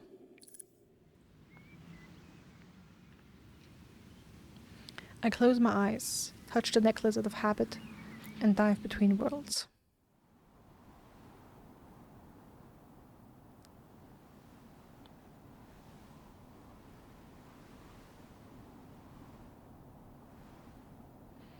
And I'm there. Reverie lies below me like a gigantic chessboard, a puzzle of enormous proportions. And to win that game, I need a Gregor. Glory is off the board. Whether she's trapped inside her nexus or is simply refusing to play remains unclear. She forged a link with MK, and nothing good ever comes from dealing with the devil. But entering her realm, breaching the barrier MK has installed, that will require as much egregor as I can muster. So I need to visit the others, all of them, persuade them to part with a piece of their power, so that I can save them all. My mother and Chaos have another plan, a dangerous plan. One that could kill every present on Athena. I can't let that happen. So many futures, so many possible endings. I'm terrified. But it's time to act. I turn to leave, and then I feel something with me. No, someone. A presence lurking in the background. Chaos. Oh, bugger. The hard way it is, then. Yeah, sorry to disappoint you, Daddy. In another playthrough, I'm gonna go full ham with you. Don't worry.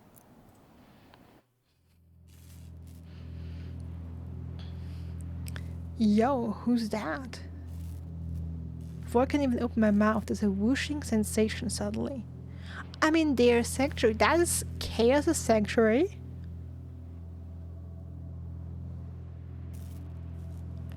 I love what you did with the sky, bro. Sorry for the mess. I wasn't expecting visitors. Visitors? You brought me here. Oh, yes, well, make yourself at home. What do you want? I don't have time for this. We never talk anymore. Don't you miss when we used to talk? Wait. Honestly, sometimes I think I'm the only one who believes in this relationship.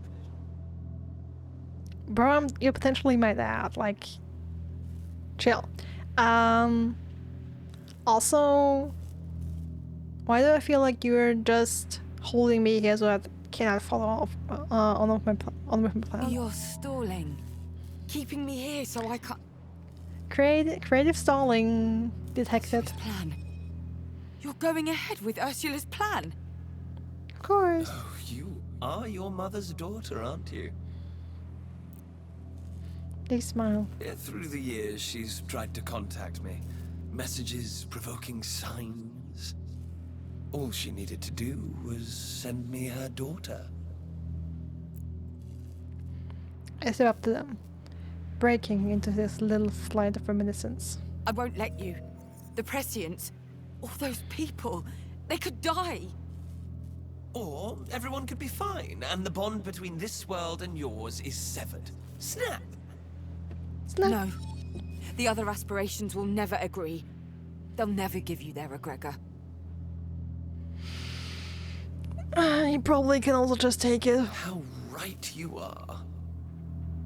But who said they need to give it to me? Mm-hmm. Another whooshing instant, and I'm back where I was. What did I mean? They need that egregor. So what's their plan? I don't have time for this. I need to visit the first of the aspirations.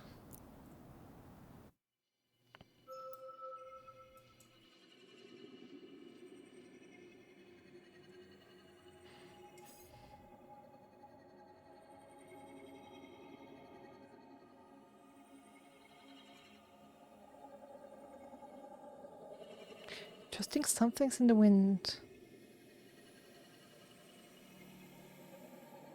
I can sense what's happening in Brittle and it's not good. Interesting that this is inevitable.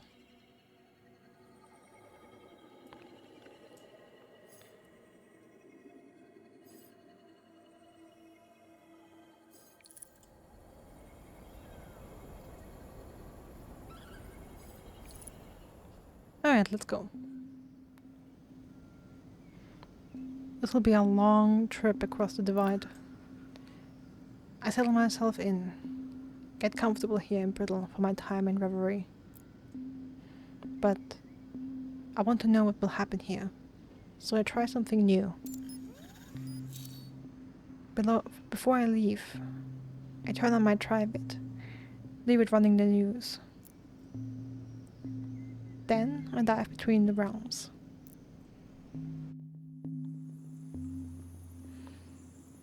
When I arrive, I try looking back across the brittle.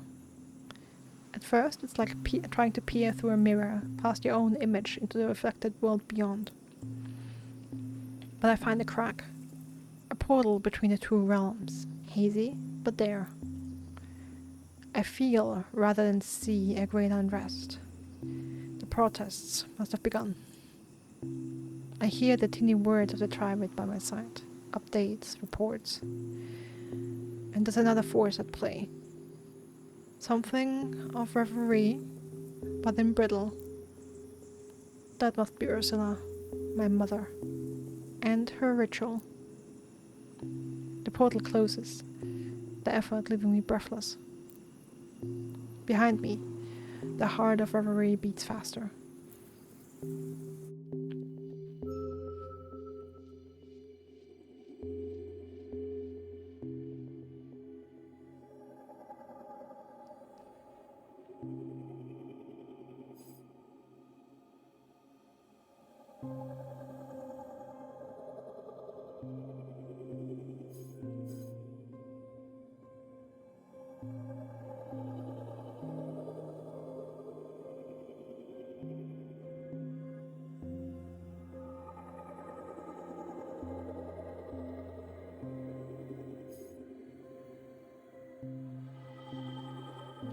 Okay.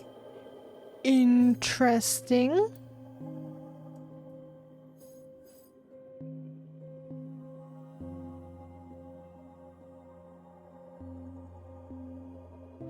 Can I follow Ursula's plan? Okay. We'll see. We'll see. I'm visiting Bliss.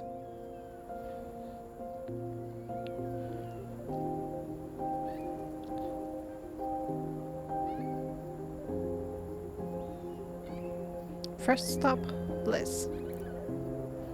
Of all the aspirations, it's her presence I need the most right now. With her, I'll start my mission on the right foot, surrounded by happiness and positivity.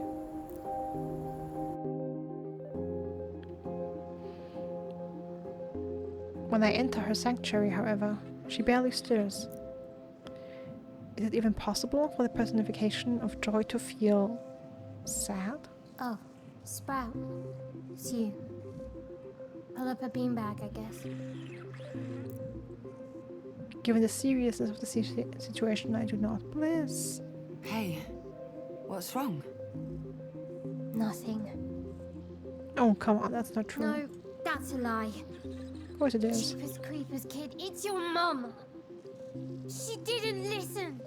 She and Chaos have started that stupid plan of theirs. I thought I had more time. You knew? Had a run-in with Chaos when I arrived. Then you know about Nora, I guess. What about Nora? No. She's a prescient, Harmony. Oh, Her that, yeah. abilities would have blossomed, but now she's hurt. No. Whatever Chaos and your mum are doing, it's working. But it's sending those poor buggers into fits. We have to stop them. Quick, please. You're a Gregor. It's the only way I can enter Glory's domain and stop my mother's plan. Yeah, I can do that. Only I was gonna... What? I can help Nora. Stop her hurting. But for that... You need your egregor. Yeah. I'm so sorry, Sprout. It's one or the other. No way we can do both. What do I do? What do I do? Shield Nora from the pain of Ursula's plan, or forge ahead and hope I can beat my mother to glory?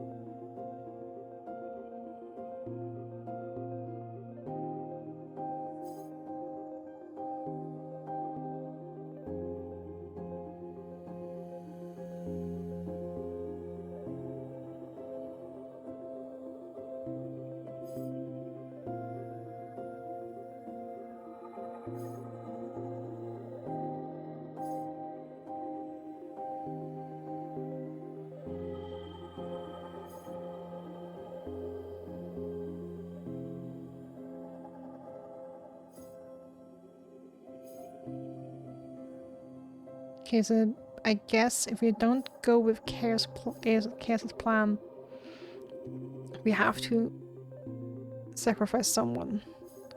Either Nora.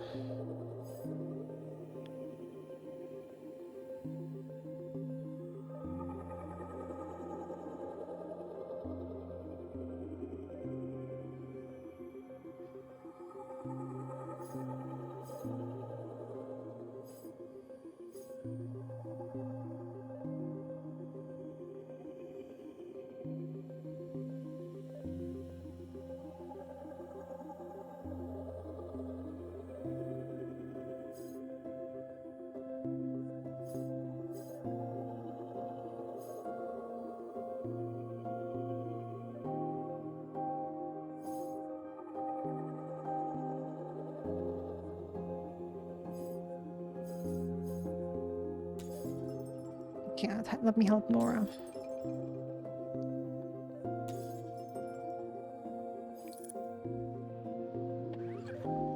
Nora is such a cutie.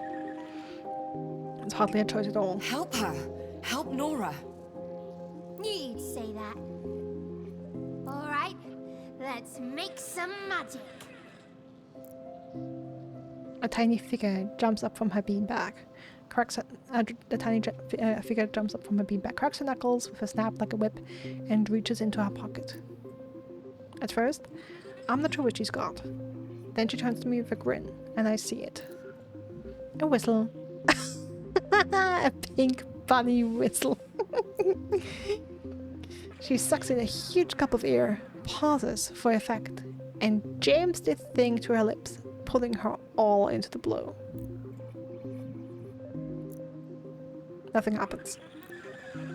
No sound emerges, literally. An unnatural silence settles over us until the only thing I can hear is my own heartbeat. When she's done, the void melts away. The bleeps and bloops of entertainment center return, alongside the sound of my heavy breathing. Well, that should do it.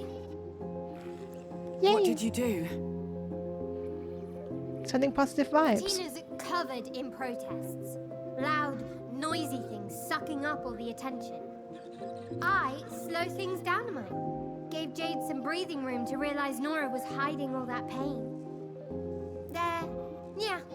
They should be able to head back to the Naiad soon.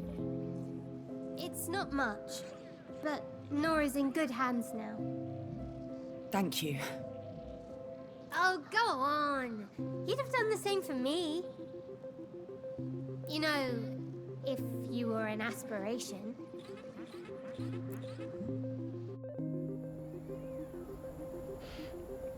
It's time for me to go. I need to head to the next realm. Hold up! Liz almost drops a soda running to catch me. One last thing. Chaos. Be careful with them. Oh, yes. Very much ahead of you. No, I mean, be careful with them. You're short on time. They won't do you harm. They don't want to hurt you. But chaos is chaos. Yardsell is really cool. Expect them to play a few pranks. Noted. Thank you. Good luck. And bring me back something. Something nice. I'll try, Bliss.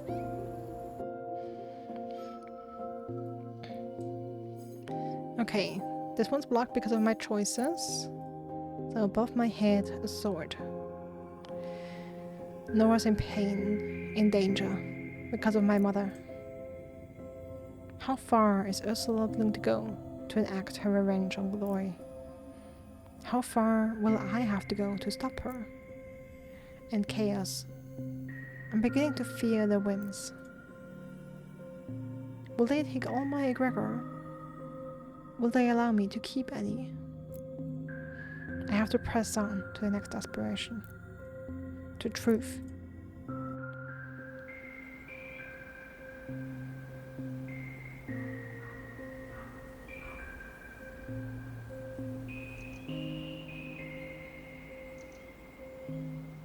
I picture their sanctuary, so recently hidden from us all. and then transported to its outskirts. I'm not so bad, you know. Once you punch through the hardened exterior to the gooey mess inside. Leave me alone.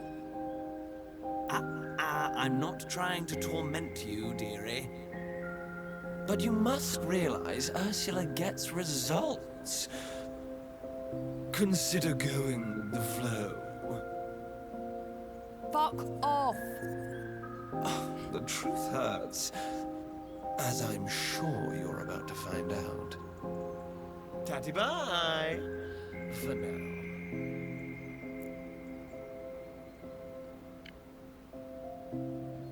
And my vision of the clown disappears. Truth stands before me. I've been expecting you. Come. They sound less than enthused. The interior of their domain is no less frosty. In fact, it almost feels colder in here than outside. Your mother has commenced her plan. Yes, I know. And you oppose this way forward? Of course I do. It's awful. Especially since there's another way. They don't respond. Instead, their milk-white eyes bore into my own, searching for something. After a moment, they stop. Something like relief passes over their face. The situation in Brittle grows complex. Your friend Jade cares for the ailing Nora. They talk together of prescience and secrets. She kept her nature from even you. Yes, she did. The foolishness of lies. Of course, I am somewhat biased. The question now is Jade's role in all this. She must decide between her duty and her heart. The protests need a leader, a figurehead, someone to lay bare the sins of the corporation. But Nora requires care and companionship. I know what you seek, Egregor. But you must make a choice. Another one? Indeed. I could use my supply to spread Jade's revelations about the company's crimes even further. To accelerate the unrest, weaken the oppressor. But such an act would require Jade's assistance. And Nora would be alone once more. Only temporarily, Make though. your choice. Keep the egregor for yourself and the protests falter. But Nora will be cared for. I think I'm gonna keep the Allow me to protest use my alive. powers, and the source of all Atina's woes shall be brought low, so low that they might never recover. What is your decision?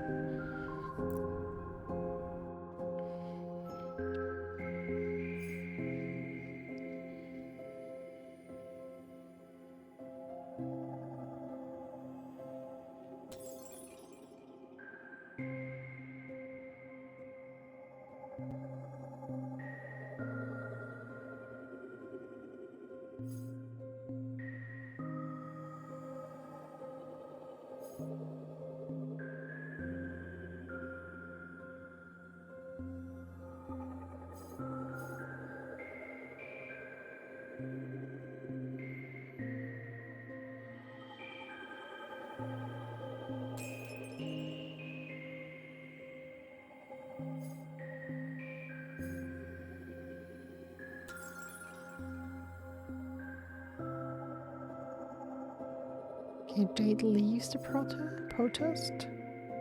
Okay, I blocked out. Jade goes to the front line.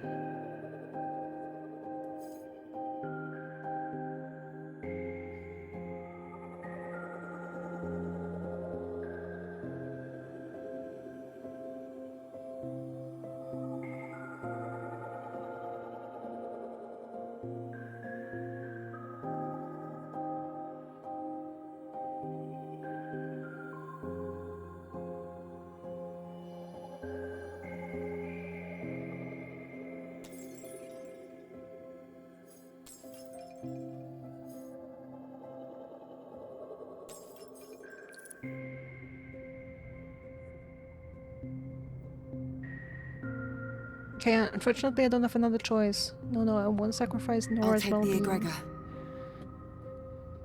Very well. With a snap of their fingers, a blue cloud rises from the pool beyond and coalesces into a sphere and rushes through me, a new presence in my chest. What's happening in Brittle? Please. I need to know. The wide eyes flicker for a moment. Your newly formed family is split. Jade and Nora return to the Naiads. Laszlo has vowed to fight the oppressor in their place. And... my mother. Laszlo spoke with her. She knows of the pain her plan will cause, even to Nora. But she persists. What is she thinking? Her own... How can she do this? The protests falter. They do not fail, but their progress is halted. Truth's eyes flicker once more. Thank you.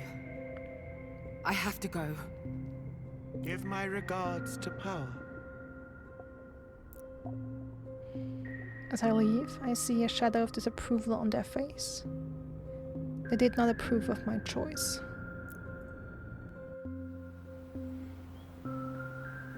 Not that I care anymore. I feel like I didn't really have another choice.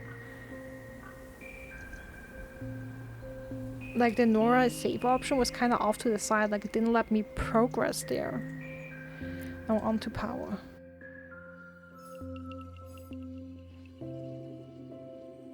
See that will kind of stopped here. That's just off to the side.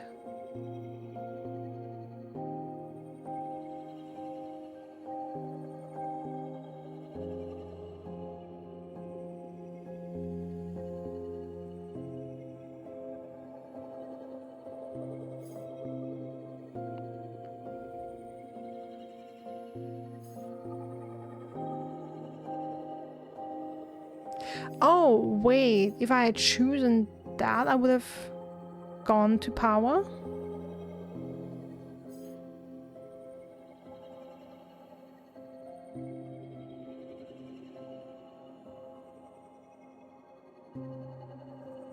Oh, damn.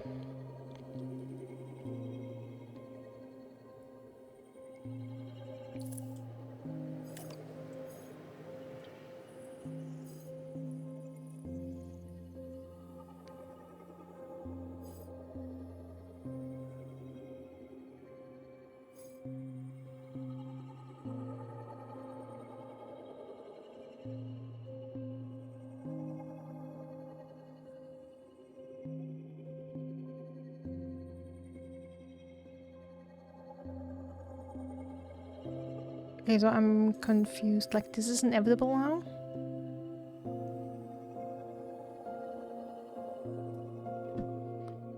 Okay, now that makes me wanna...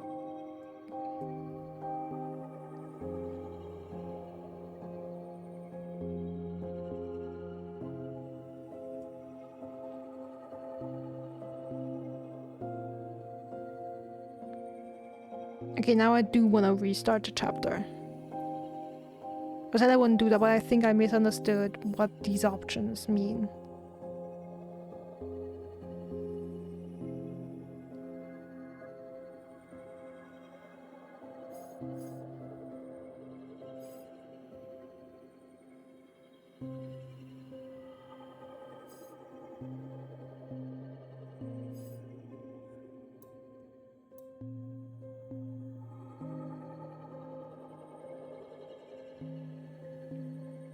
I wish I just could reverse the last choice. That would be so convenient.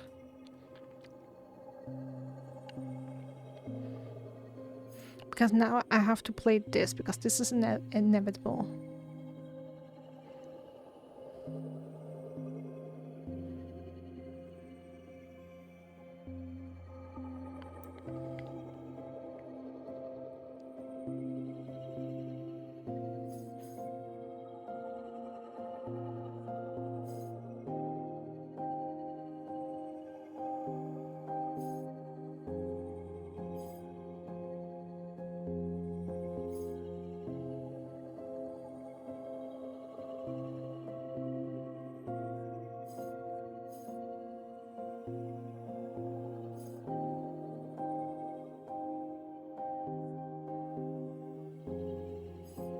Okay.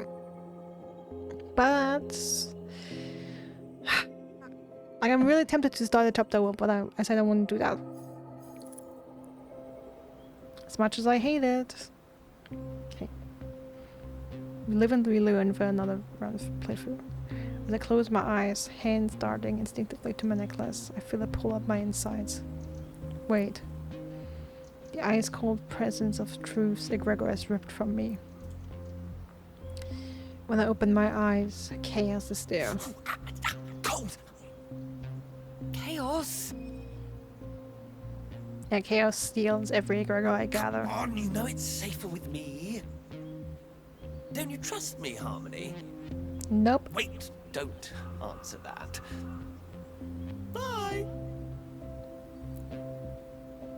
And they're gone. With all of truth's egregor. I don't have time to dwell on it. Onwards.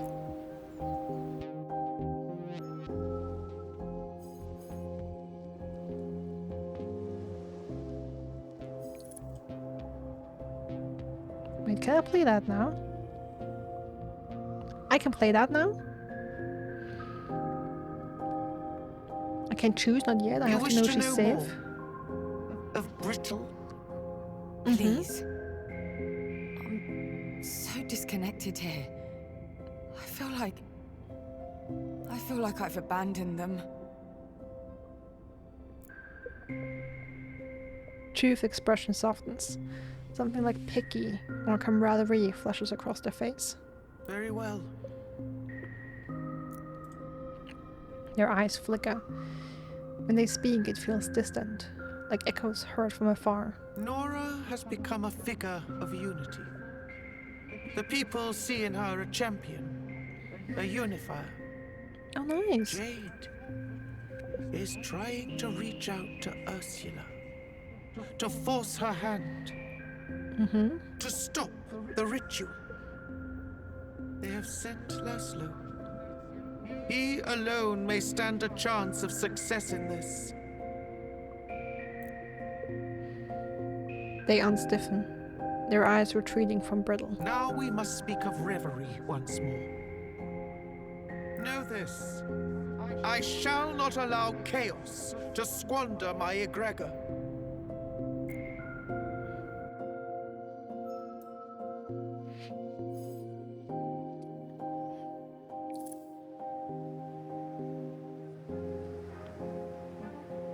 Alright, back to Power's stronghold.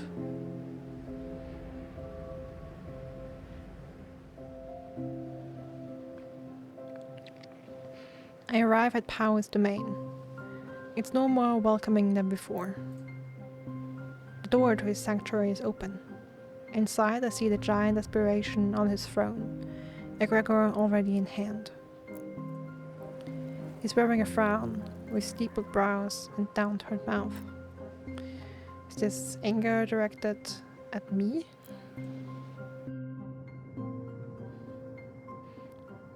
He doesn't look any happier up close. Your mother, she was always stubborn. But this, she has reached out to the prescience. Her plan nears its climax. And chaos, I expected better from my kin. I'm sorry. Harmony, welcome. He smiles. His frustration was not at me. This is just an aspiration reckoning with his worst enemy. Powerlessness. Here, take my egregor. Breach Glory's domain. No, wait. Whatever for? It's not safe. It's chaos. What has that child gotten themselves into now? Each time I'm given egregor, they appear and steal it. Impossible. We cannot manifest in each other's realms unless... Unless granted entry. I know, but they've done it.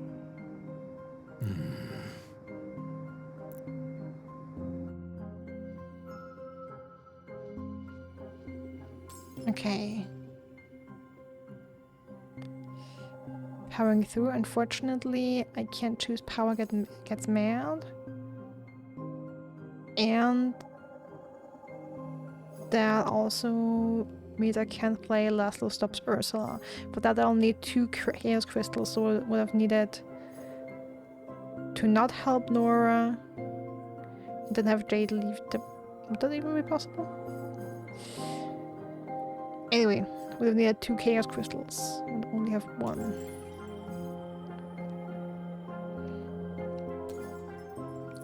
Okay, powering through, let's go. Power grunts disapprovingly. Chaos is a trickster, but I expected better from you, Harmony. What? If you cannot even outwit a single aspiration, what sort of oracle will you make, hmm? Again, excuse me, I'm on the job for 3 days. Cut me some slack. This is also... I don't know how to... I can't respond to him. Because he's right. I have no idea what I'm doing. Again, on the job for 3 days. Please. What's happening down there? On Atina? Well, the violence of the protests is escalating. Monoconcern has passed beyond prevention and engaged in retaliation. He leans a little closer. His voice seems to carry the sadness of the violence he's talking about.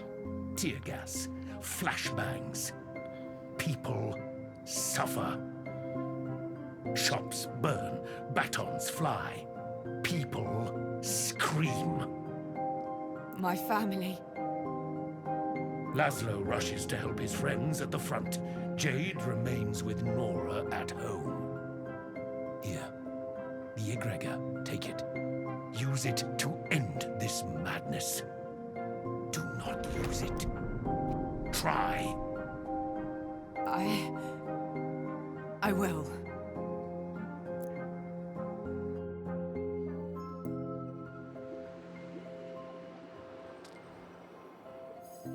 Yeah, we are losing it again.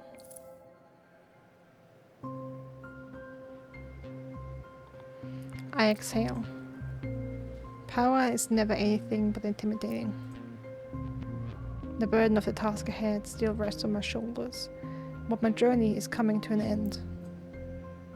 Before I can take another step, though, the weight inside me lifts again. But now I feel empty. Power's egregor, it's gone. Manic laughter echoes around my head. Chaos. How did they... No, I don't have time to think about it. I have to move on.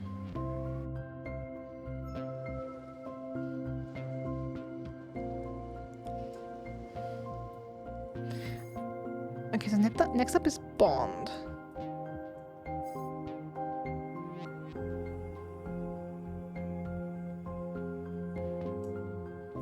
Nightmare and Reverie followed Jade's plan.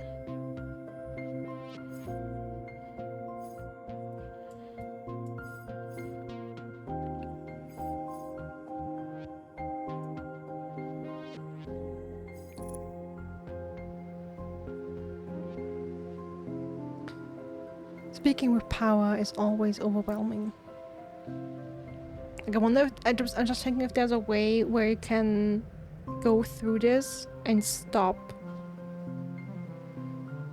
Chaos from stealing egregor. Like I feel like they need to steal egregor from 3 people, and then we're kind of forced. Like then our hand is forced. Like if they also steal Bond's egregor now, we have a note that's like choose Chaos, and then that really forces our hand, and that's not what I want to do. So I wonder if I can still outplay this. Onward to my final stop. Bond's Marsh. Ah, this is beautiful. I think this is by far my favorite sanctuary. Like Bliss's Egg is also really cool, but like, oh, love me a good lively forest. Bond's there when I reopen my eyes. He looks awful. Harmony. Sit. There is a tale that needs telling. What's going on? Something... Please.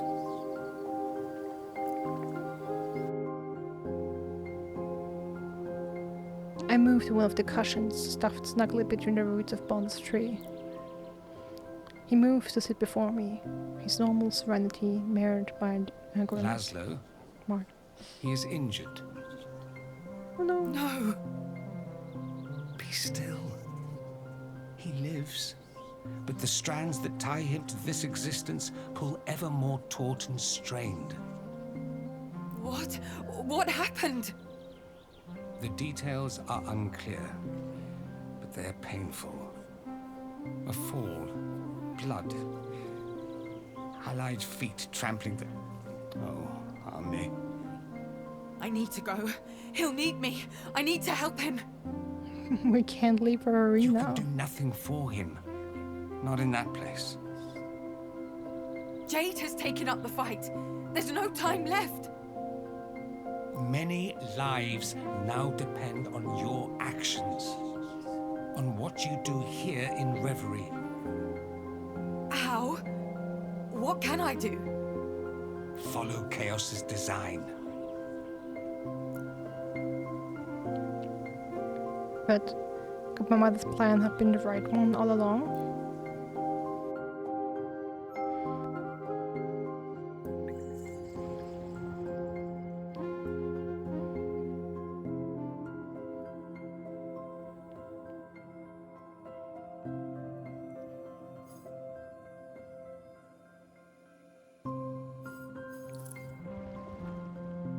I mean, we'll see if my hand gets forced or not.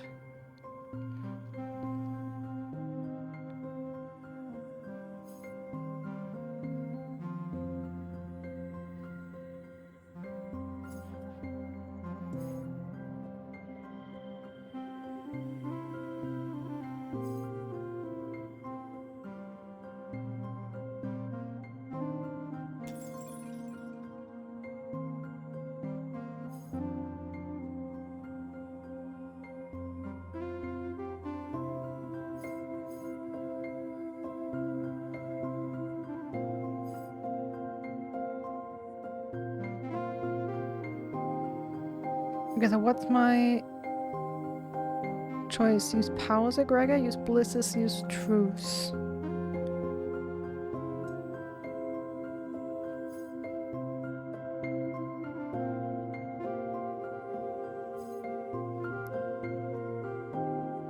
Okay, the thing is, if I get a bond crystal, here's my train of thought. If I gain a bond crystal now,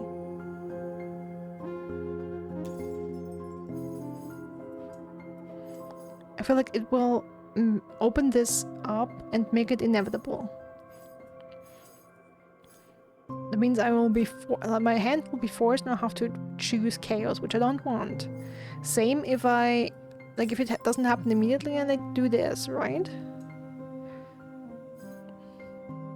I mean, technically that's not true. Like, chaos has taken powers aggregate. I don't have it right now.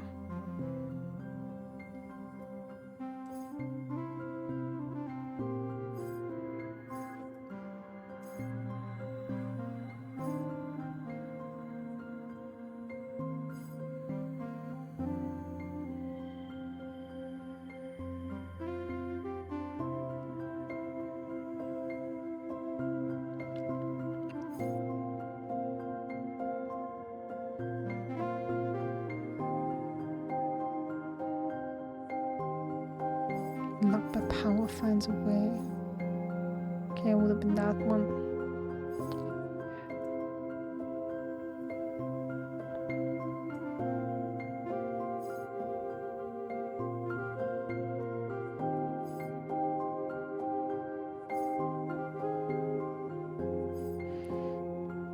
Okay, like even if I go this route, like if I activate this, I'm not even entirely sure I can really do these.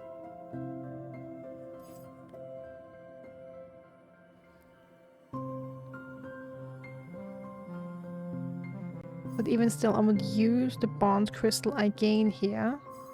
So this will not be available whatever I do. So I don't even want to risk it and just use Power the Gregor straight away. It's all come down to this. Glorious nightclub. Okay.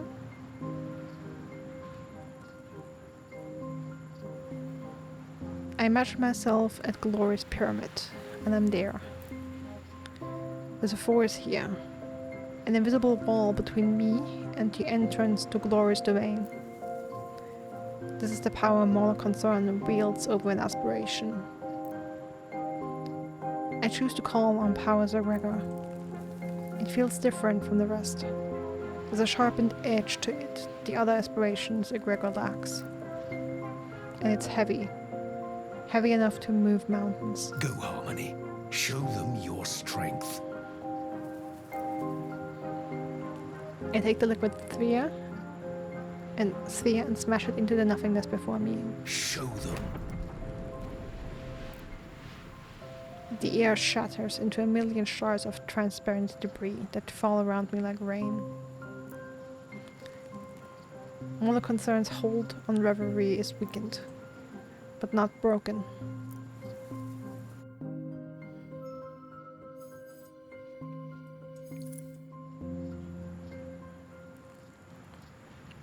Okay. Whatever lies inside that pyramid, whatever challenges I have to overcome, I'm ready. I'm ready.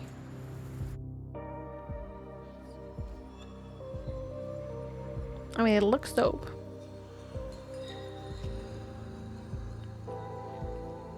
Stale booze, sweat, vomit. Okay, I guess the looks are the only good thing here. The inside of Glory's pyramid smells like the tail end of world's wildest night out. Glory? The disco ball in the center is the size of a small moon, but there's nothing festive about the rest. Glass, or something resembling glass, is sprinkled across the floor. It crunches underfoot as I move inside.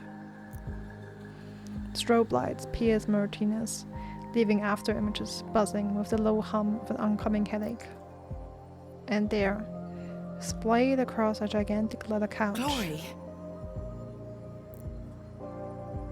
She's not moving. Is she unconscious? Before I can move toward her, my attention is caught by a gasping, gurgling sound from the other side of the room. There's a gash in the far wall, and from it flows a cascade of egregor, modified egregor. MK egregor. I use the crystals I have left to stem the tide. It takes a bit of work, but the flow eventually stops and the gurgling ceases.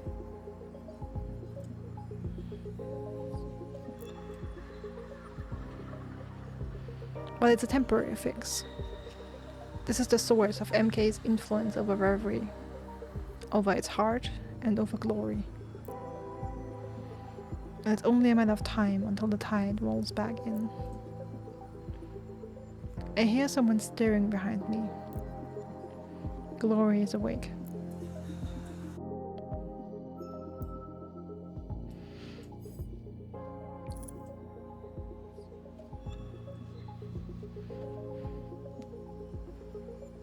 I mean, Jade's telling me I did the right thing, but this note is called Nightmares in Reverie, I'm not sure. Glory's in a bad way, but even as she pulls herself from her stupor, she is glorious. Ooh. You must be the new oracle I keep hearing about. Oh, hey, Glory. Well, hello.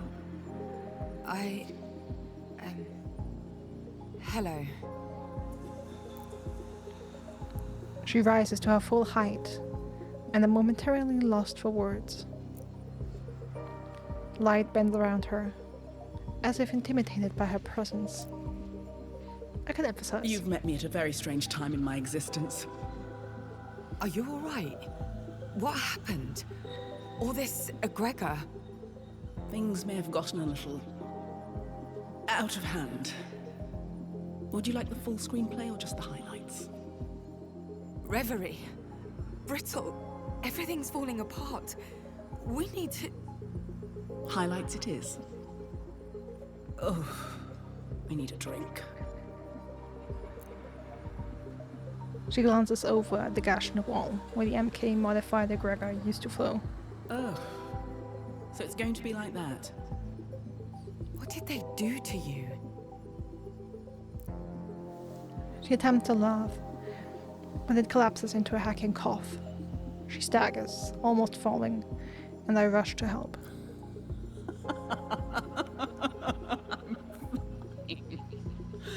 I'm fine. Oh. Headache like you wouldn't believe. I'm fine. Things people say when they are definitely not fine. She smells like champagne and money.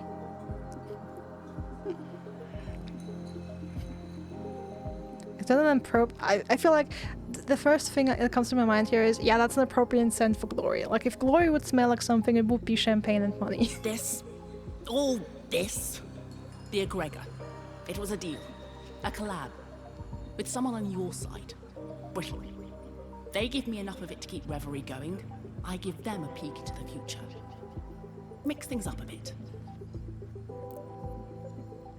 The last piece of the puzzle comes screaming into view. MK's medical experiments, their hoarding of egregor, all of it to win the favor of a single aspiration. The one most vulnerable to the promise of success. But the bastards did something to it. Changed it. They played me. They played me. And now, without it, I can't. You basically, like, they got you hooked on a drug or something, like, kinda, I feel like. She breaks into another cough and collapses to one knee.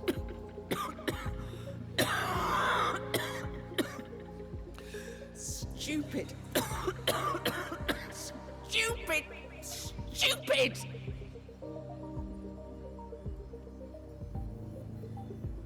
It's really an evil plan. Aspirations need egregor to survive, but MK modified it so it becomes almost like an addictive drug to Glory.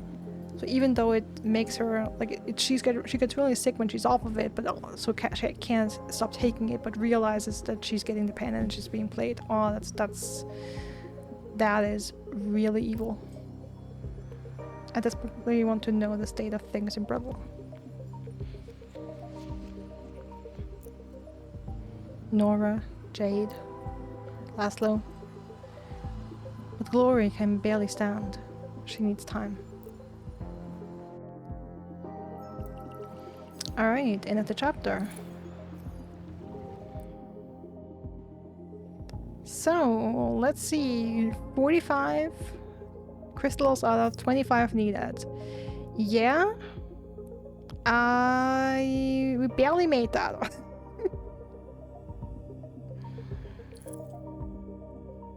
Time to do what needs to be done. Someone told me that an aspiration cannot enter another sanctuary uninvited. And yet, something in the air has changed. Familiar presences. But it's not me they're haunting. Like a gust of wind bringing in smells and perfumes from a nearby marketplace. Cooking food, strong spices, roasting meat, rotting fish. All of it bursts into the room all at once.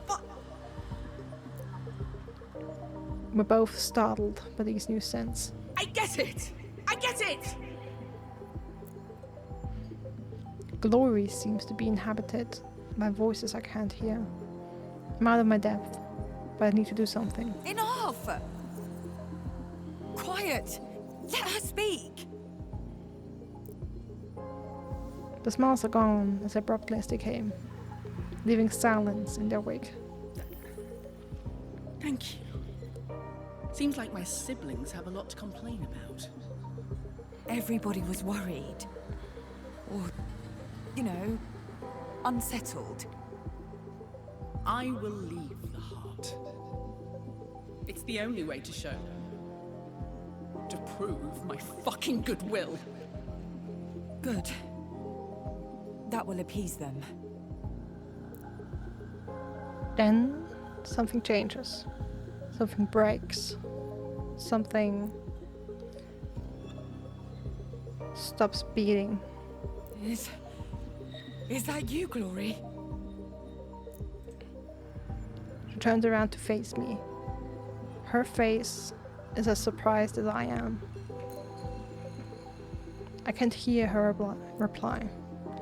I can't hear anything, really.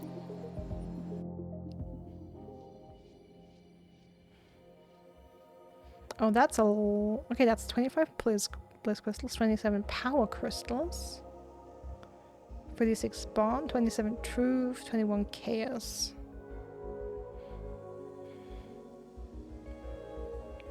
Alright. Not like exactly even, we're still a little heavy on bond crystals. But all the others are in the 20s.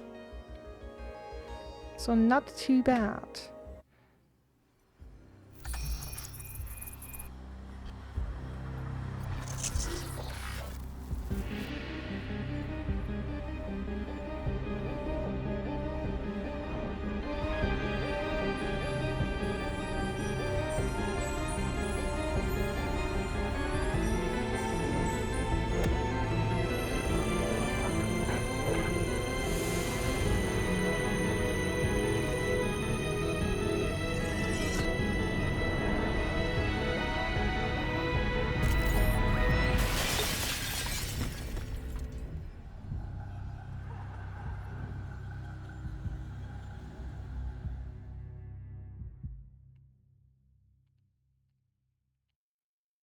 Okay, the world isn't the same anymore.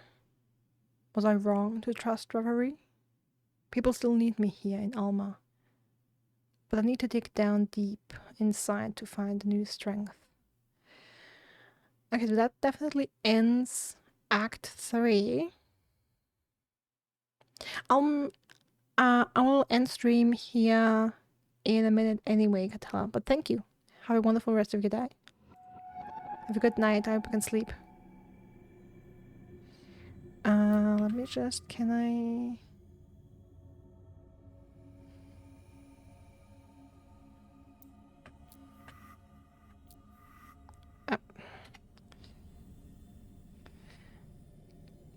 Okay, I'm just gonna wait and see when it's the next time I'm at the big overview. Bye! Okay, the heart of Reverie stops. For a couple of seconds my senses go numb. Then the blast. A powerful wave rolls over the whole realm. Over me. Everything goes dark. Then I realize another heartbeat is missing from the world.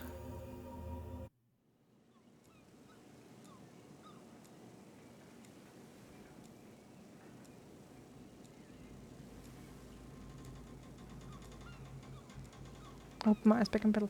Okay, can I...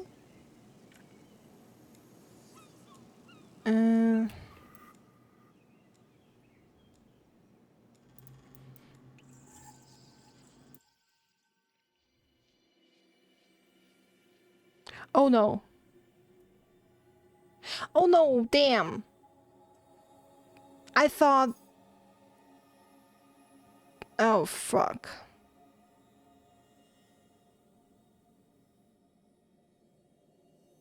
Okay, I thought I had reached the end and started the next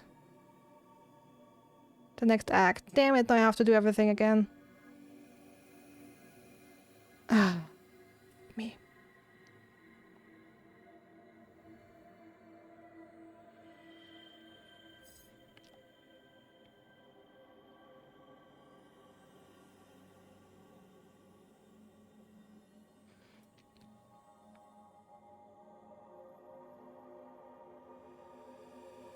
Oh, I guess I have to play it again really quickly. I'm just gonna skip through it as quickly as possible. I'm sorry.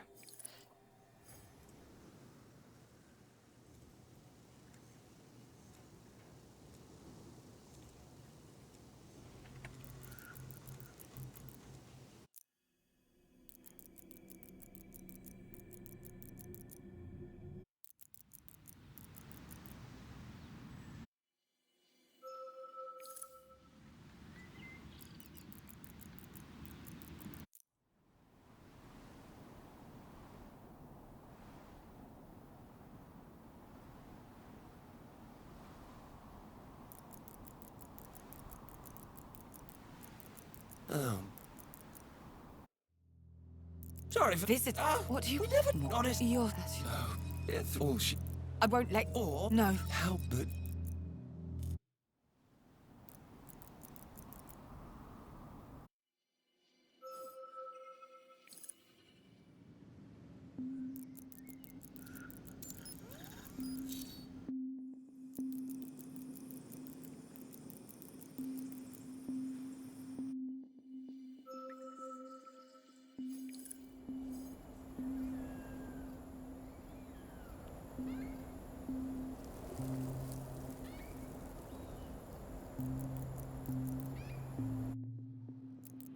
Oh, Philippa. Hey. No, she You had a... What a... She's... No. Whatever... Quick. Yeah. What? I can... You need... Yeah.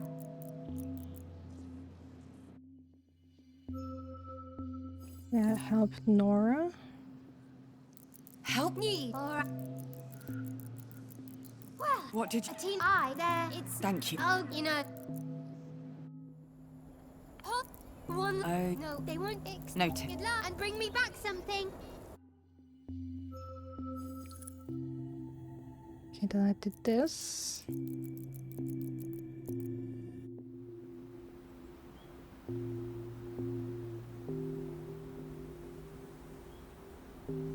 I really thought the act was completed and I had auto started the next chapter on the next part.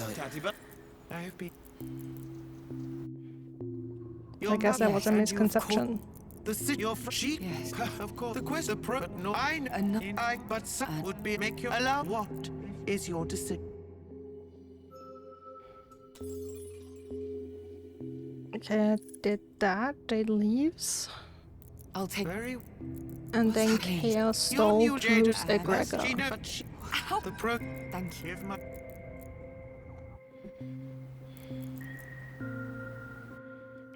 Watching it on 100 times speed now, yep. Come, don't you... Wait.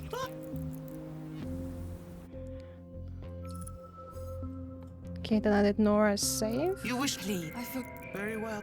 Nor Jade to save... Now know this. I... You go to power.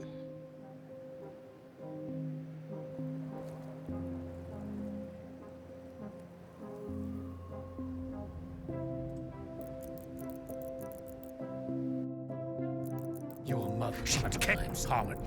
Here. No, Whatever. it's not What? each time, Impossible. unless... Okay, then that's the only option we have. Chaos. If you... This is... Please. The mono. Tear get shot. My... Lavia. Do not.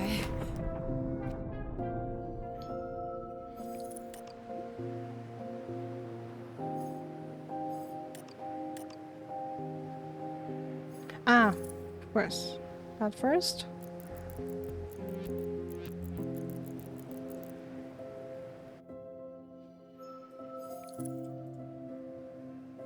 No, we visit Bond.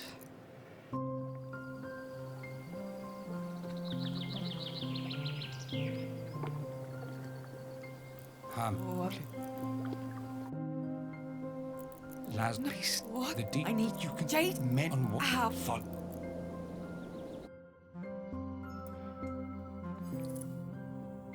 Use powers Egregor. We're almost through.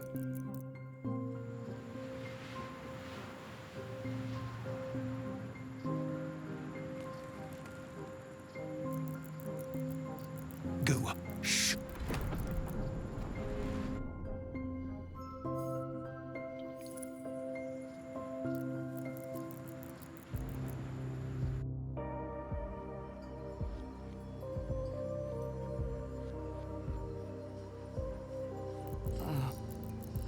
Clock.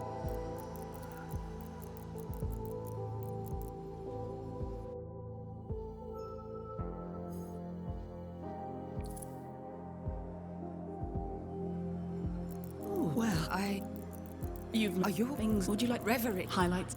Oh, What did they... this they give mixing. Now...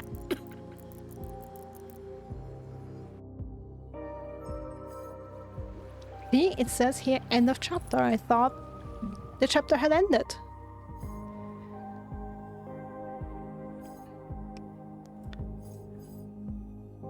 Like, I don't really understand why we had to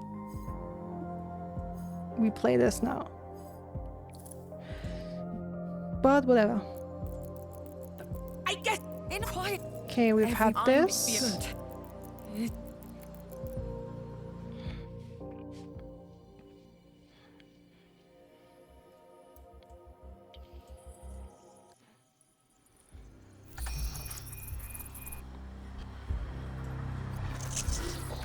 Okay, and the cutscene.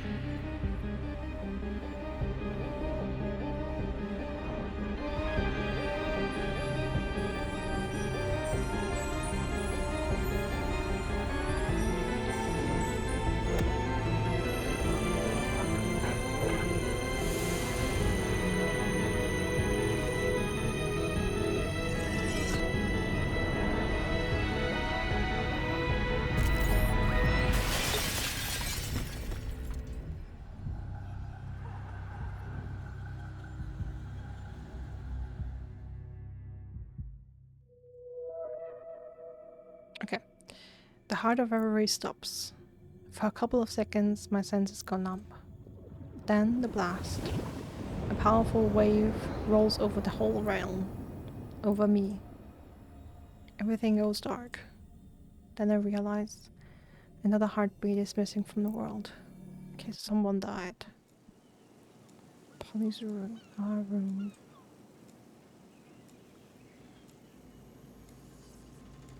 I open my eyes back in brittle.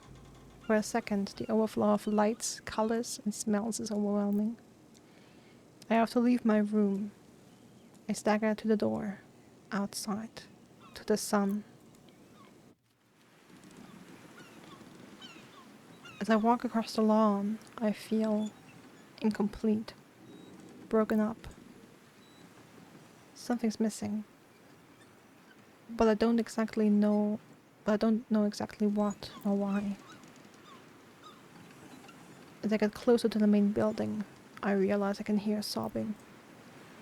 I can almost feel it.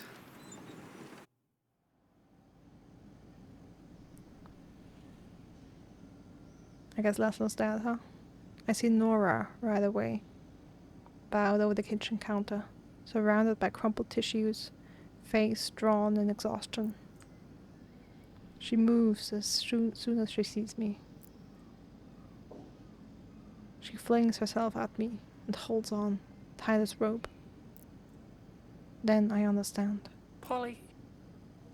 Why is my mother dead? Before she even says it. Laszlo. Laszlo's dead. Okay, it is Laszlo. Why didn't I see it coming?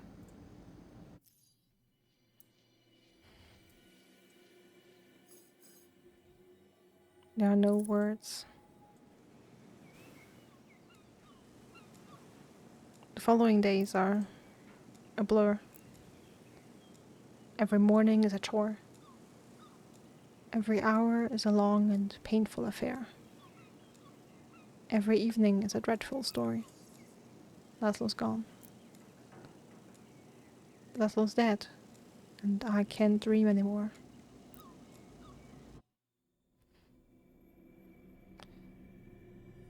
Now, reverie has disappeared. The blast, the wave, whatever it was. It ruptured the link I had with the aspirations. Suddenly I miss them. Day after day, the existence fades away. Oh! Are we hitting an ending? So why bother getting out of bed? I'm wondering right now if like the fourth act is only if you make like obviously a different choice than I just made, and then you kind of get a good ending, or potentially. Why bother getting out of bed? Why?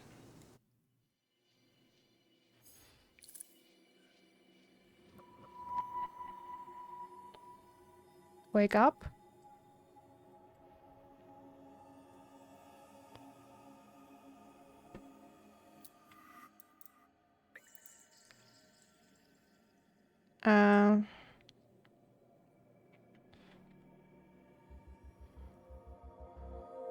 Okay, like, is this...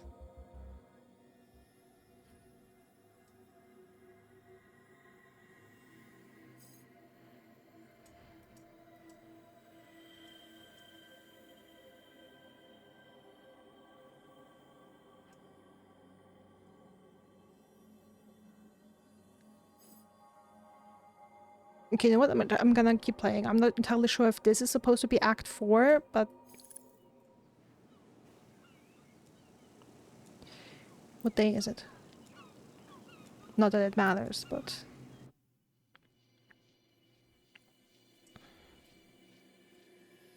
Get out of bed. Another today, but a different one. I drag myself out of bed and notice somebody's left something for me. A flask of modified egregor is on the nightstand, along with a note from an MK friend, Omar. There's a PS. This wasn't your fault.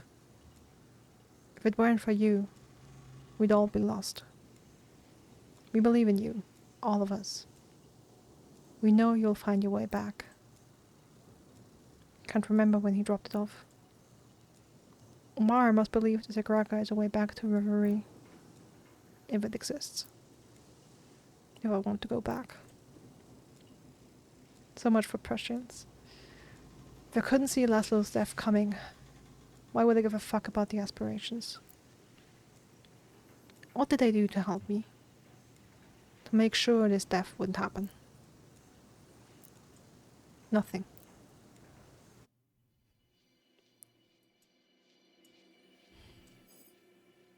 Take a shower. Shower thought. I needed that. Taking a shower felt like shedding my skin. But as I try to gather some clean clothes to get dressed, a heavy weight falls back on my shoulders. I'll never recover from this. I can't move my body. I can't move my mind. I'm stuck in this pain. Maybe it's better this way.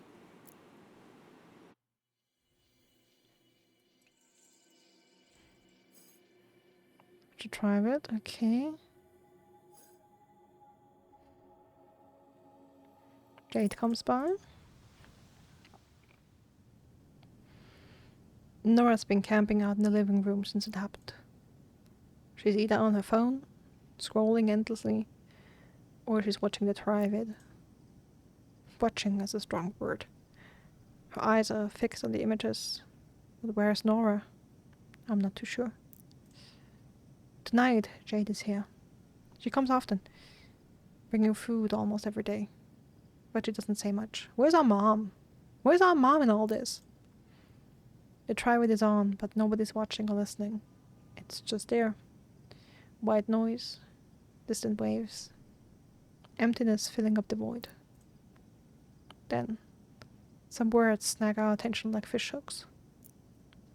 MK has ruled that the death of an old man was an accident. According to MK, the fallen lies with the protesters who were manipulated by violent rioters and political activists. An MK spokesperson just told us that. Those bastards! Exactly right. Bastards. Not sure my mother would have been able to stomach this, but... Right, where's Ursula?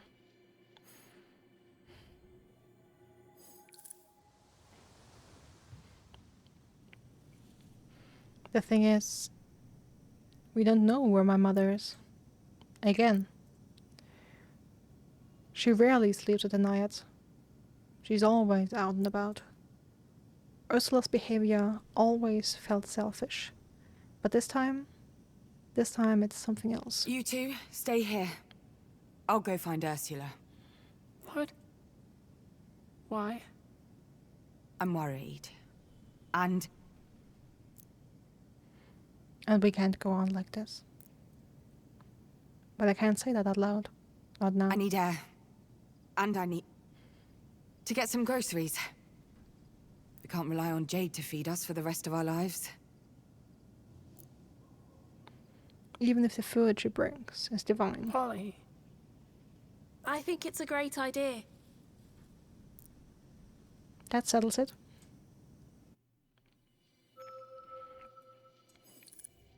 Exploring Alma.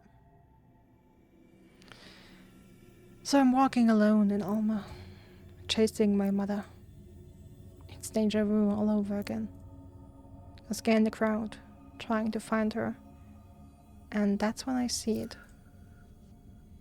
A mural of Laszlo. His unmistakable face painted on a wall. His personality staring out from brick and mortar.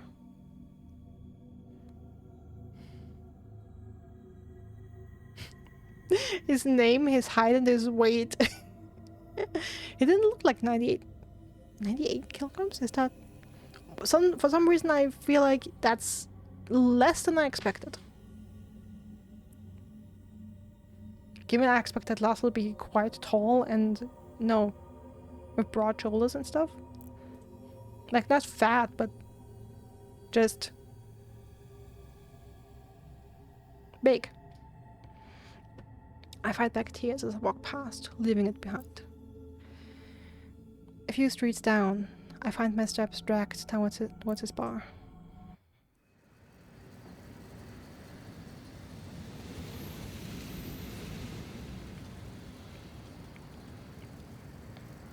Candles, flowers, teddy bears.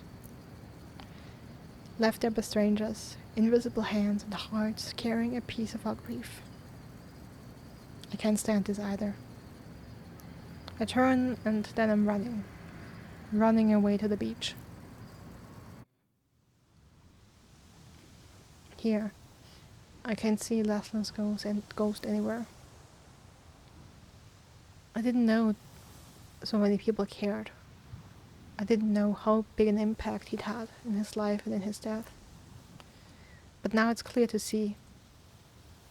Alma is giving back, showing support, protecting its own. And now the tears come. Finally, I'm sobbing.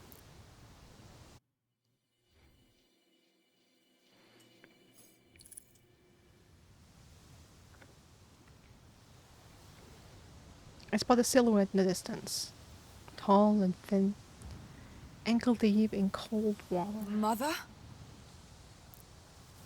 She turns around. It's her. Her face is closed off, her posture sad and heavy with grief. I move closer. Something about her is different.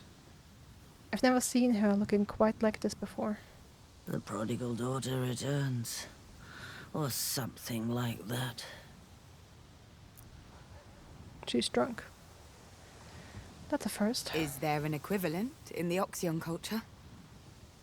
Oh no. The Oxyons were not known to be as forgiving as that. Perhaps that's what caused them to disappear. They didn't believe in forgiveness or love or charity.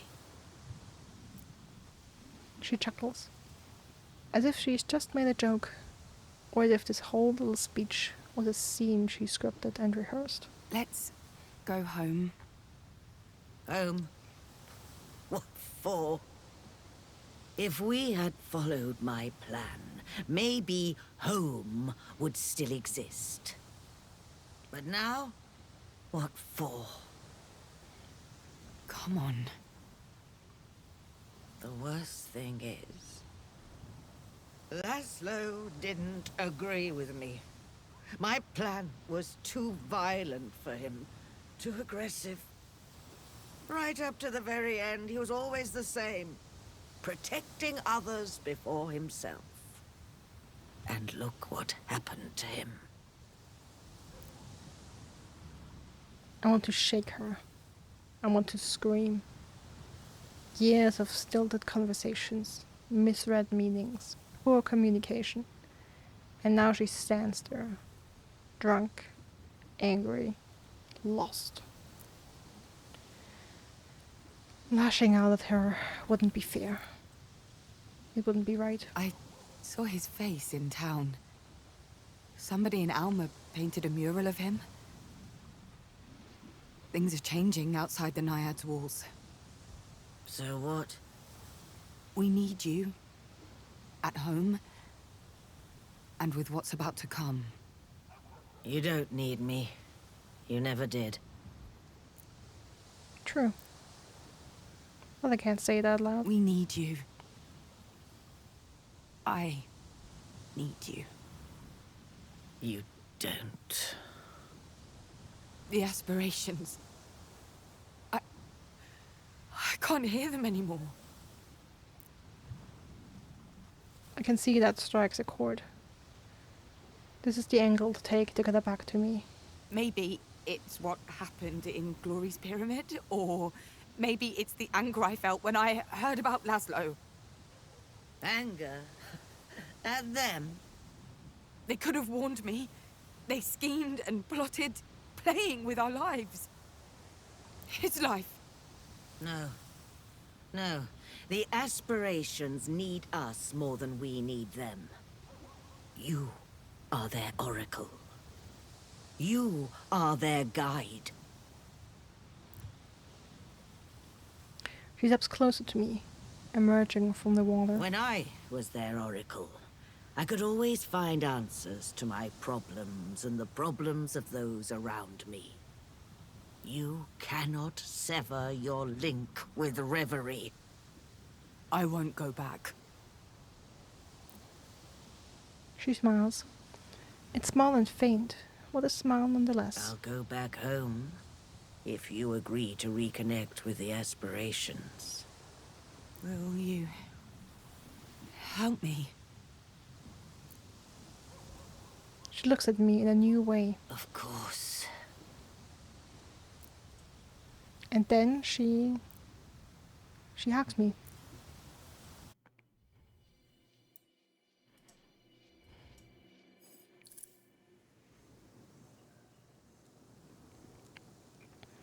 Outside, the city's asleep. I feel lighter than I've ever been. If a gust of wind hit me right this minute, it would whisk me away. It would whisk me far away.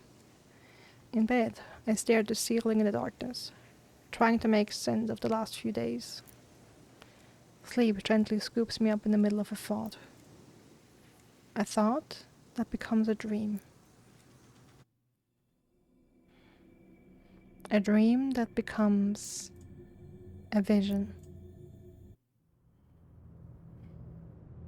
A lake. Somewhere below my feet. A lake of egregor. Looks like Truth's cave, just in the real world maybe? Immense, steady, and welcoming. The dream fades.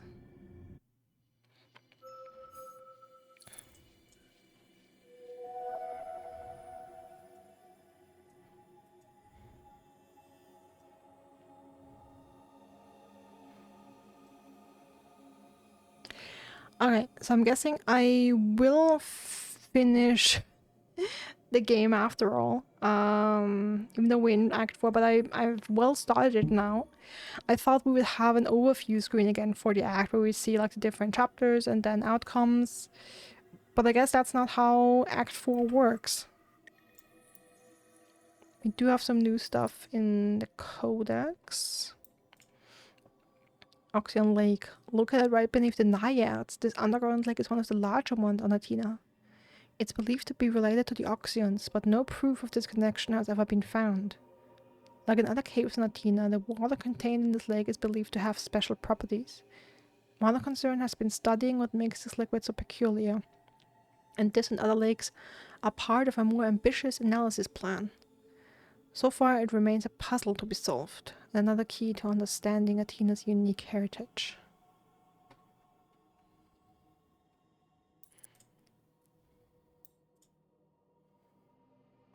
Okay, Glory. It doesn't still have an aspiration that we haven't met. Pride, ambition, and desire form the core essence of Glory, coded in glitter and cuteness. As the most recent heart of reverie, she propels humanity's current dreams to greater heights than ever before. Glory feeds the ego, allowing humans to reach their full potential. She has helped to refine reverie's architecture and transformed the dreams from mere drafts into sharp, inspiring visions. She has expanded the limits of dreams, allowing further exploration of reverie's boundaries. Above all, Glory has introduced the concept of beauty to dreams.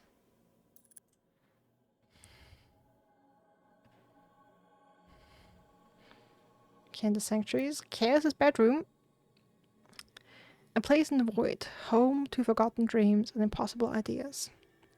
On the fringes of reverie lies Chaos's ever-changing bedroom. It is almost never the same place twice. Few aspirations dare stray this far from the heart of reverie into unconsciousness. This is where chaos thrives, surrounded by unborn dreams and lost memories. Here they can experiment as much as they please, building and destroying worlds on a whim and minding their own business in this infinity they love so much. And Glory's nightclub. Glory's sanctum has taken many forms over the course of time, mimicking humanity's art. This temple has but one ambition: to be reverie's greatest wonder. Then the shape of a pyramid is pretty fitting. The pyramid was once a place of entertainment, where anyone could come to make art, dance, talk, or write. It has since closed its gate, keeping Glory hidden from everyone. The white sand surrounding it has been painstakingly collected from the brightest and most fleeting of human dreams.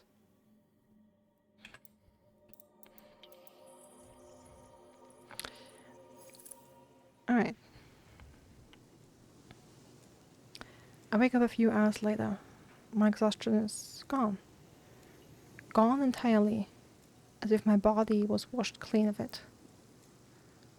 But my head is full of questions, and words and memories echoing inside of me, ringing through my brain over and over, never fading, never lessening. I feel I'm about to spiral out. I need to focus.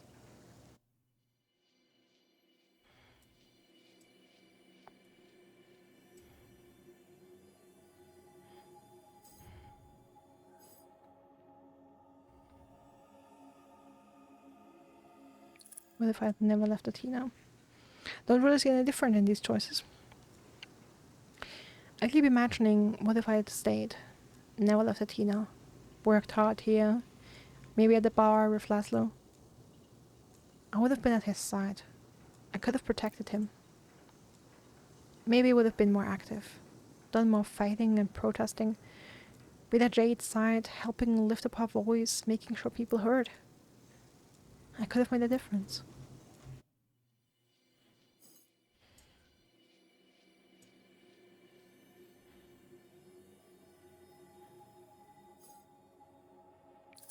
If I had been with him. I should have stayed away from reverie, away from all those schemes and plans. Laszlo would be alive. That's a given, isn't it? Not necessarily.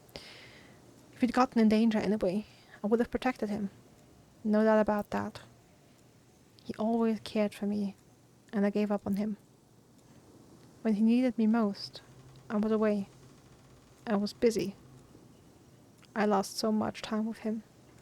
I can never get that back.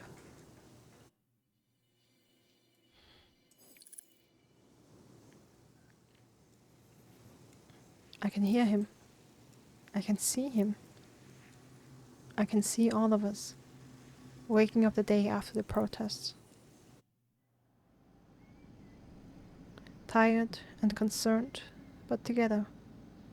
All of us around the tribute, catching up on the news. Nora making breakfast. Ursula and Laszlo quietly exchanging half sentences full of meaning for them. Then Laszlo and I walk to the bar. We enjoy the sun. We chat about mundane stuff while we serve customers. Coffee beans, tax hikes, the new imported beer. The latest corrupt politician, the latest football match, the last customer, the last day.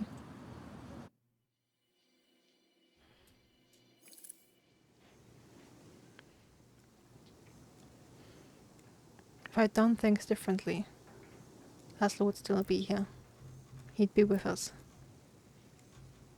I'll never forgive myself.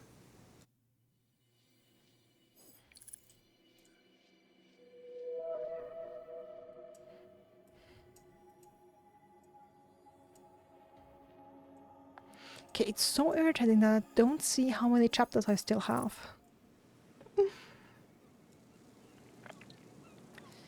Long nights, little sleep, painful sunrises. When is this going to end? Eat something? Kitchen, a mess. Fridge, empty. General mood at the nights, exhausted and hungry.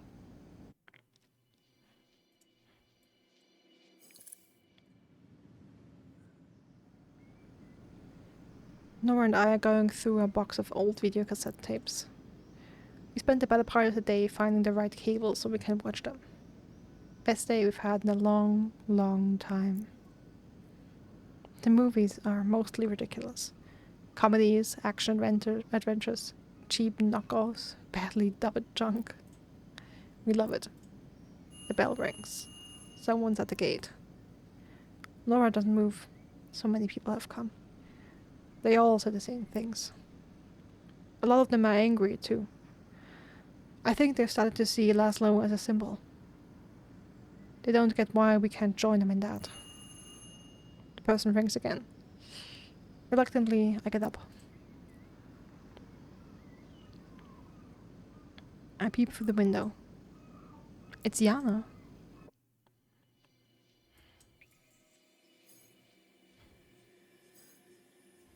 I open the door. I cross the lawn to welcome Yana at the gate. As I get closer, I notice they're standing awkwardly, shoulders bunched, arms straight at their side. Hey, I'd like to offer my condolences for Laszlo. You already sent me a message.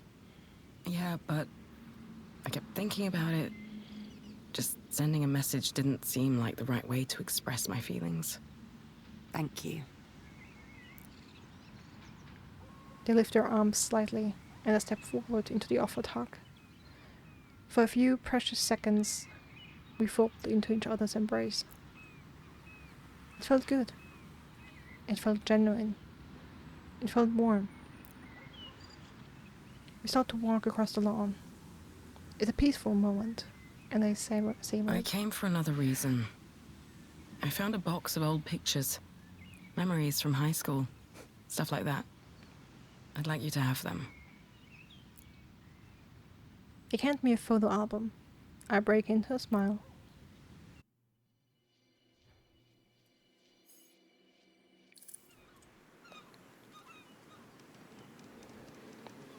I asked Yana if they wanted to come in, but they refused. Good. Because I don't think I won't be able to be around someone else for too long. I head back to my room to check out the pictures Yana gave me, and the memories they hold.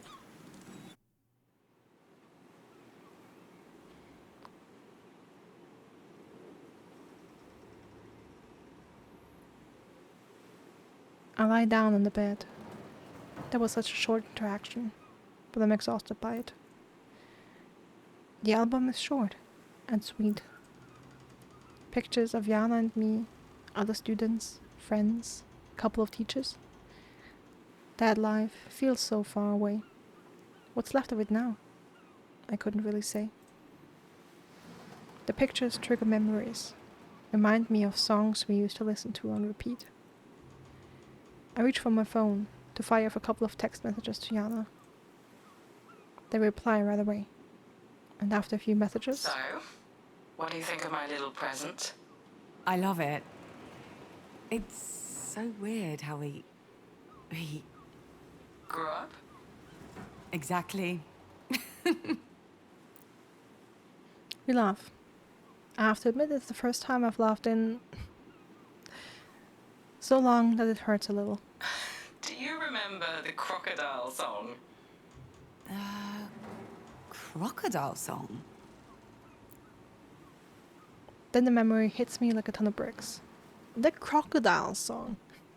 Just a silly tune, but it was everywhere when we were finishing high school. Oh, we used to sing it all the time. Even during our final exams. And you got in trouble for it. Because of you. We chat about the past for another hour. Memories, private jokes, stupid stuff. We talk about our 10 years apart. We say things that should have been said a long time ago. And when Yana decides to go to bed, I feel tired. Physically tired. Like after a good run. After a bit of, no, you first, we hang up. I can't thank Yana enough for the day.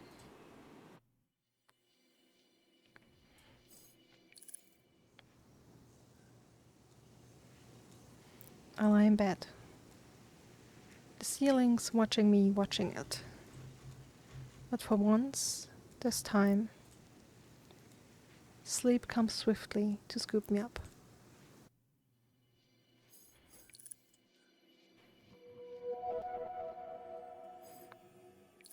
Where's everyone? Because it's much more chapters, but they're all very short. So I feel like Act 4 overall will not be very long. I wake myself up today, with no need for an alarm. Impressive, after all, these sleepless nights. Also, something that I find curious is that we can collect absolutely no crystals, probably because we have no connection to the aspirations right now. I'm wondering if I can even collect glory crystals at all. It's late in the afternoon, like really late. Nobody's around. Ursula's gone. The triad is off. Nora's gone too. Where's she? I make my way slowly through the big, echoing building. Once the Naiads was filled with people. Artists, poets, creators, creators of all sorts. A living, breathing art gallery. As I walk mindlessly around the building, I realize I've never seen it so empty and quiet. My heart quickens. For a second, I wonder if... No. I know I'm not dreaming. A panic attack. I haven't had one in years. I feel so out of control in my own life. There's a prickly feeling of sweat across my hairline. I can feel my heart beating faster. I open my eyes. I'm standing in front of Laszlo's door. His room hasn't been used or opened in days. Inside is his entire life. All that's left. To someone outside of this family, all these items are meaningless. To me, to us, the memories. His gardening tools remind me that someone's going to have to take care of the plants. And I know neither Ursula nor Nora will know how to. Nothing will ever be the same again. I touch my chest. I feel like I can't breathe. I sob uncontrollably.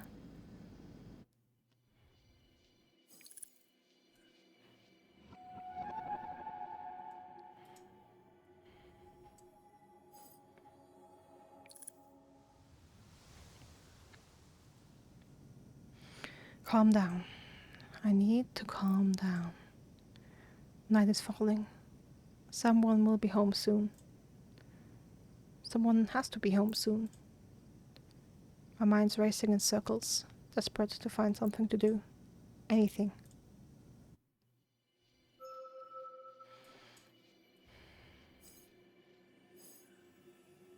Try to breathe. Panic is overwhelming my mind. A tsunami of pain has swamped me. I'm drowning under the weight of it. How is it possible? How can I just move on with my life?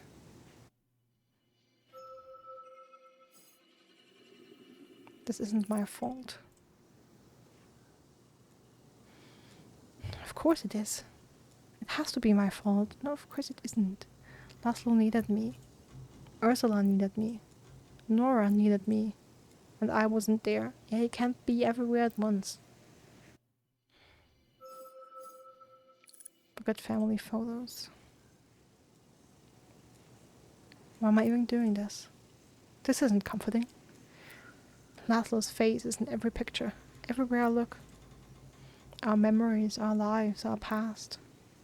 All linked and interconnected and unfolding in parallel until his own path stops. This isn't comforting. It's torture.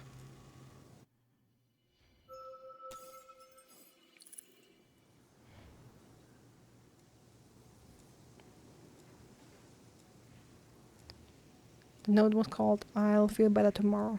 I say that every day. I can't feel better knowing that you won't be there to see it. Never again. What's the point? What's the point? I need to calm down. Keep the tears inside. Keep them in. Lock it down. What's happening to me? Can't breathe. Can't think. Can't.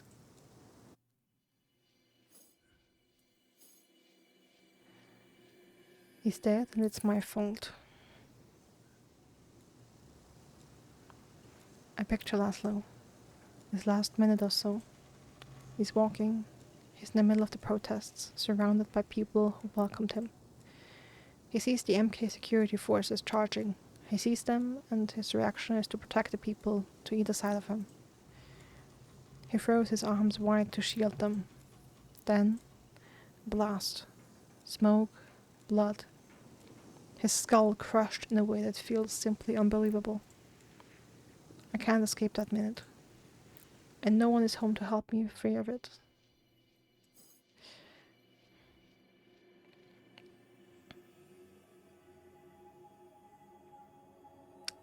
There we're getting a glory crystal. Retreat from brittle. I need to escape for a while. I've got to get out of here. The egregor flask on my table catches my eye. What if that was the key? What would I do if I could travel back to Reverie? What would I tell the aspirations? I grab the flask and gulp it down. I drink every last drop. I close my eyes. My throat burns and my stomach churns. The other types of egregor I've come in contact with from the aspirations themselves felt natural. But this stuff is different. I gag. This stuff tastes like poison. I feel heavier. Full of something. Something I can't recognize. As I sink into the darkness, a smell. A color. A feeling on my skin. The lake. The lake from my dream. Still and pure. Are you waiting for me?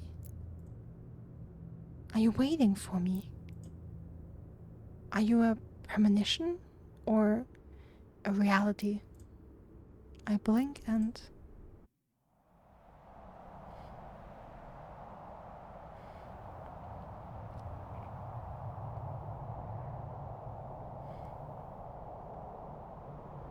Reverie, not looking good. Or what's left of it. There, I see someone. It's Glory. She looks devastated. Glory? No answer. Her silhouette is hard to focus on. Like a mirage in a Glory? desert. What's going on? What happened? She's gone.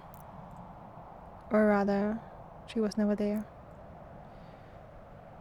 The world around me breaks down. I'm back in the void. The feeling on my skin is gone. So are the color and the smell. Instead, a powerful vision strikes me. Before me is a pool, a lake of egregor. All the power I've ever collected. And there's something down there in the blue.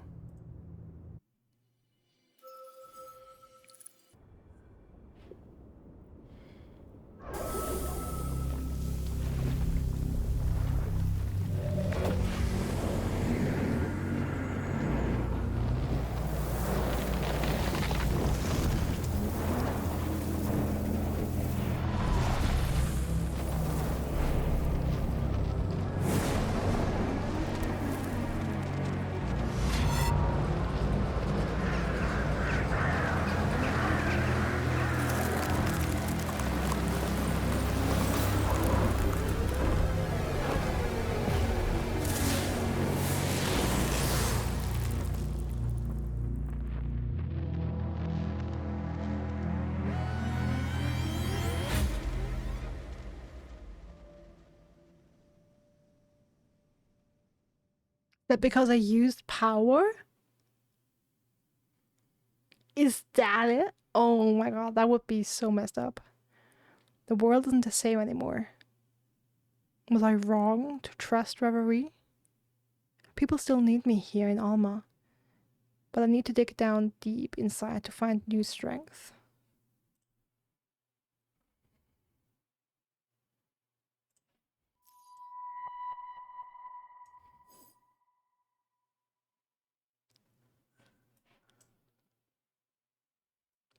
Okay, now we're officially in Act 4. And that seems like French. Is that not translated?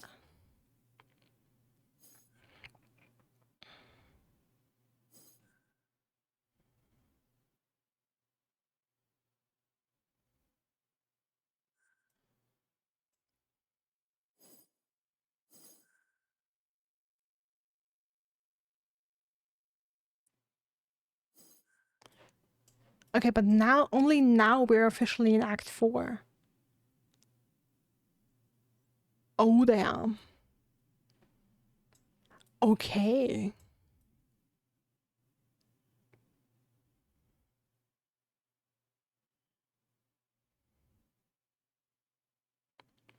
Interesting. Very interesting.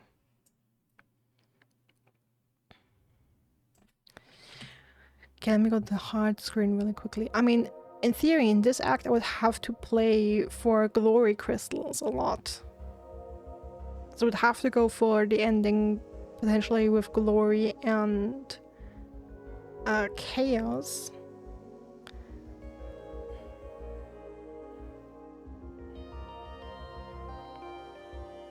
I'm not sure if I want that though.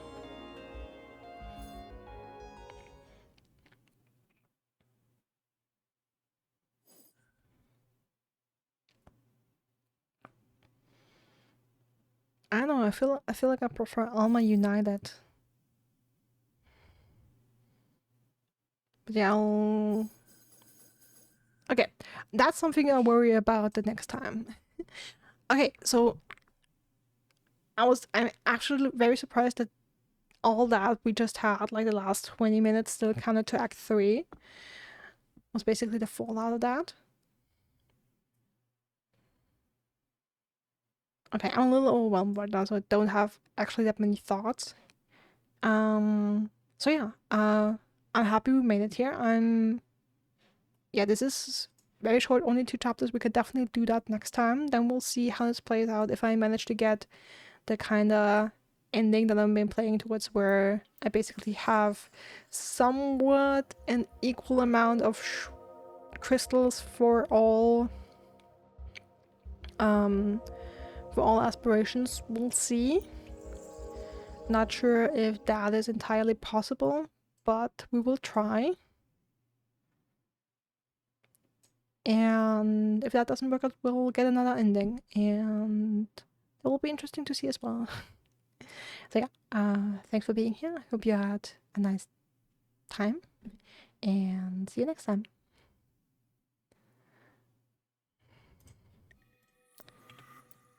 All right.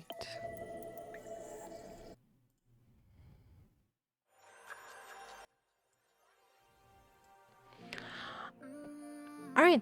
I'm gonna make this quick because it's already later than that this was already longer than that I intended to stream, and I wanna get to bed earlier today. I'm not sure if that's entirely possible, but we'll see. I wanna try so that I can get up bright and early tomorrow and not have to stay at the office as long. Thanks Sky for being here. Thanks Cassie. Thanks MK. Also thanks to Catilla and Rosie. And thanks to everyone else who watches this either on Twitch or on YouTube as a VOD. I am so excited to check out the picture of Ellie as the knight. That's gonna be so cute. I hope you enjoyed the stream. Hope you had a good time. I wish you a wonderful rest of your day, night, evening, morning, afternoon, whatever it is for you. Stay safe, stay healthy, and I hope to see you again soon. Bye.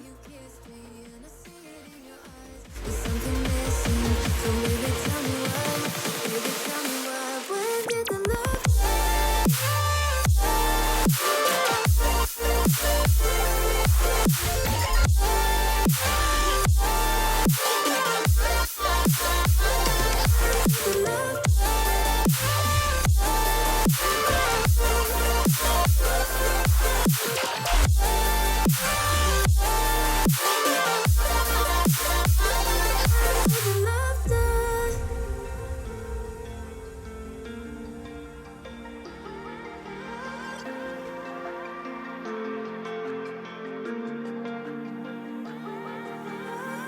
let me cry, I'll wipe my eyes while you hold me under starry skies. I'll kiss your face to stop the lies. Can we take a few more weeks to try? I'll ask you about the days when you still missed me. We couldn't say goodbye until you kissed me. And to see it in your eyes, there's something missing. So baby, tell me why?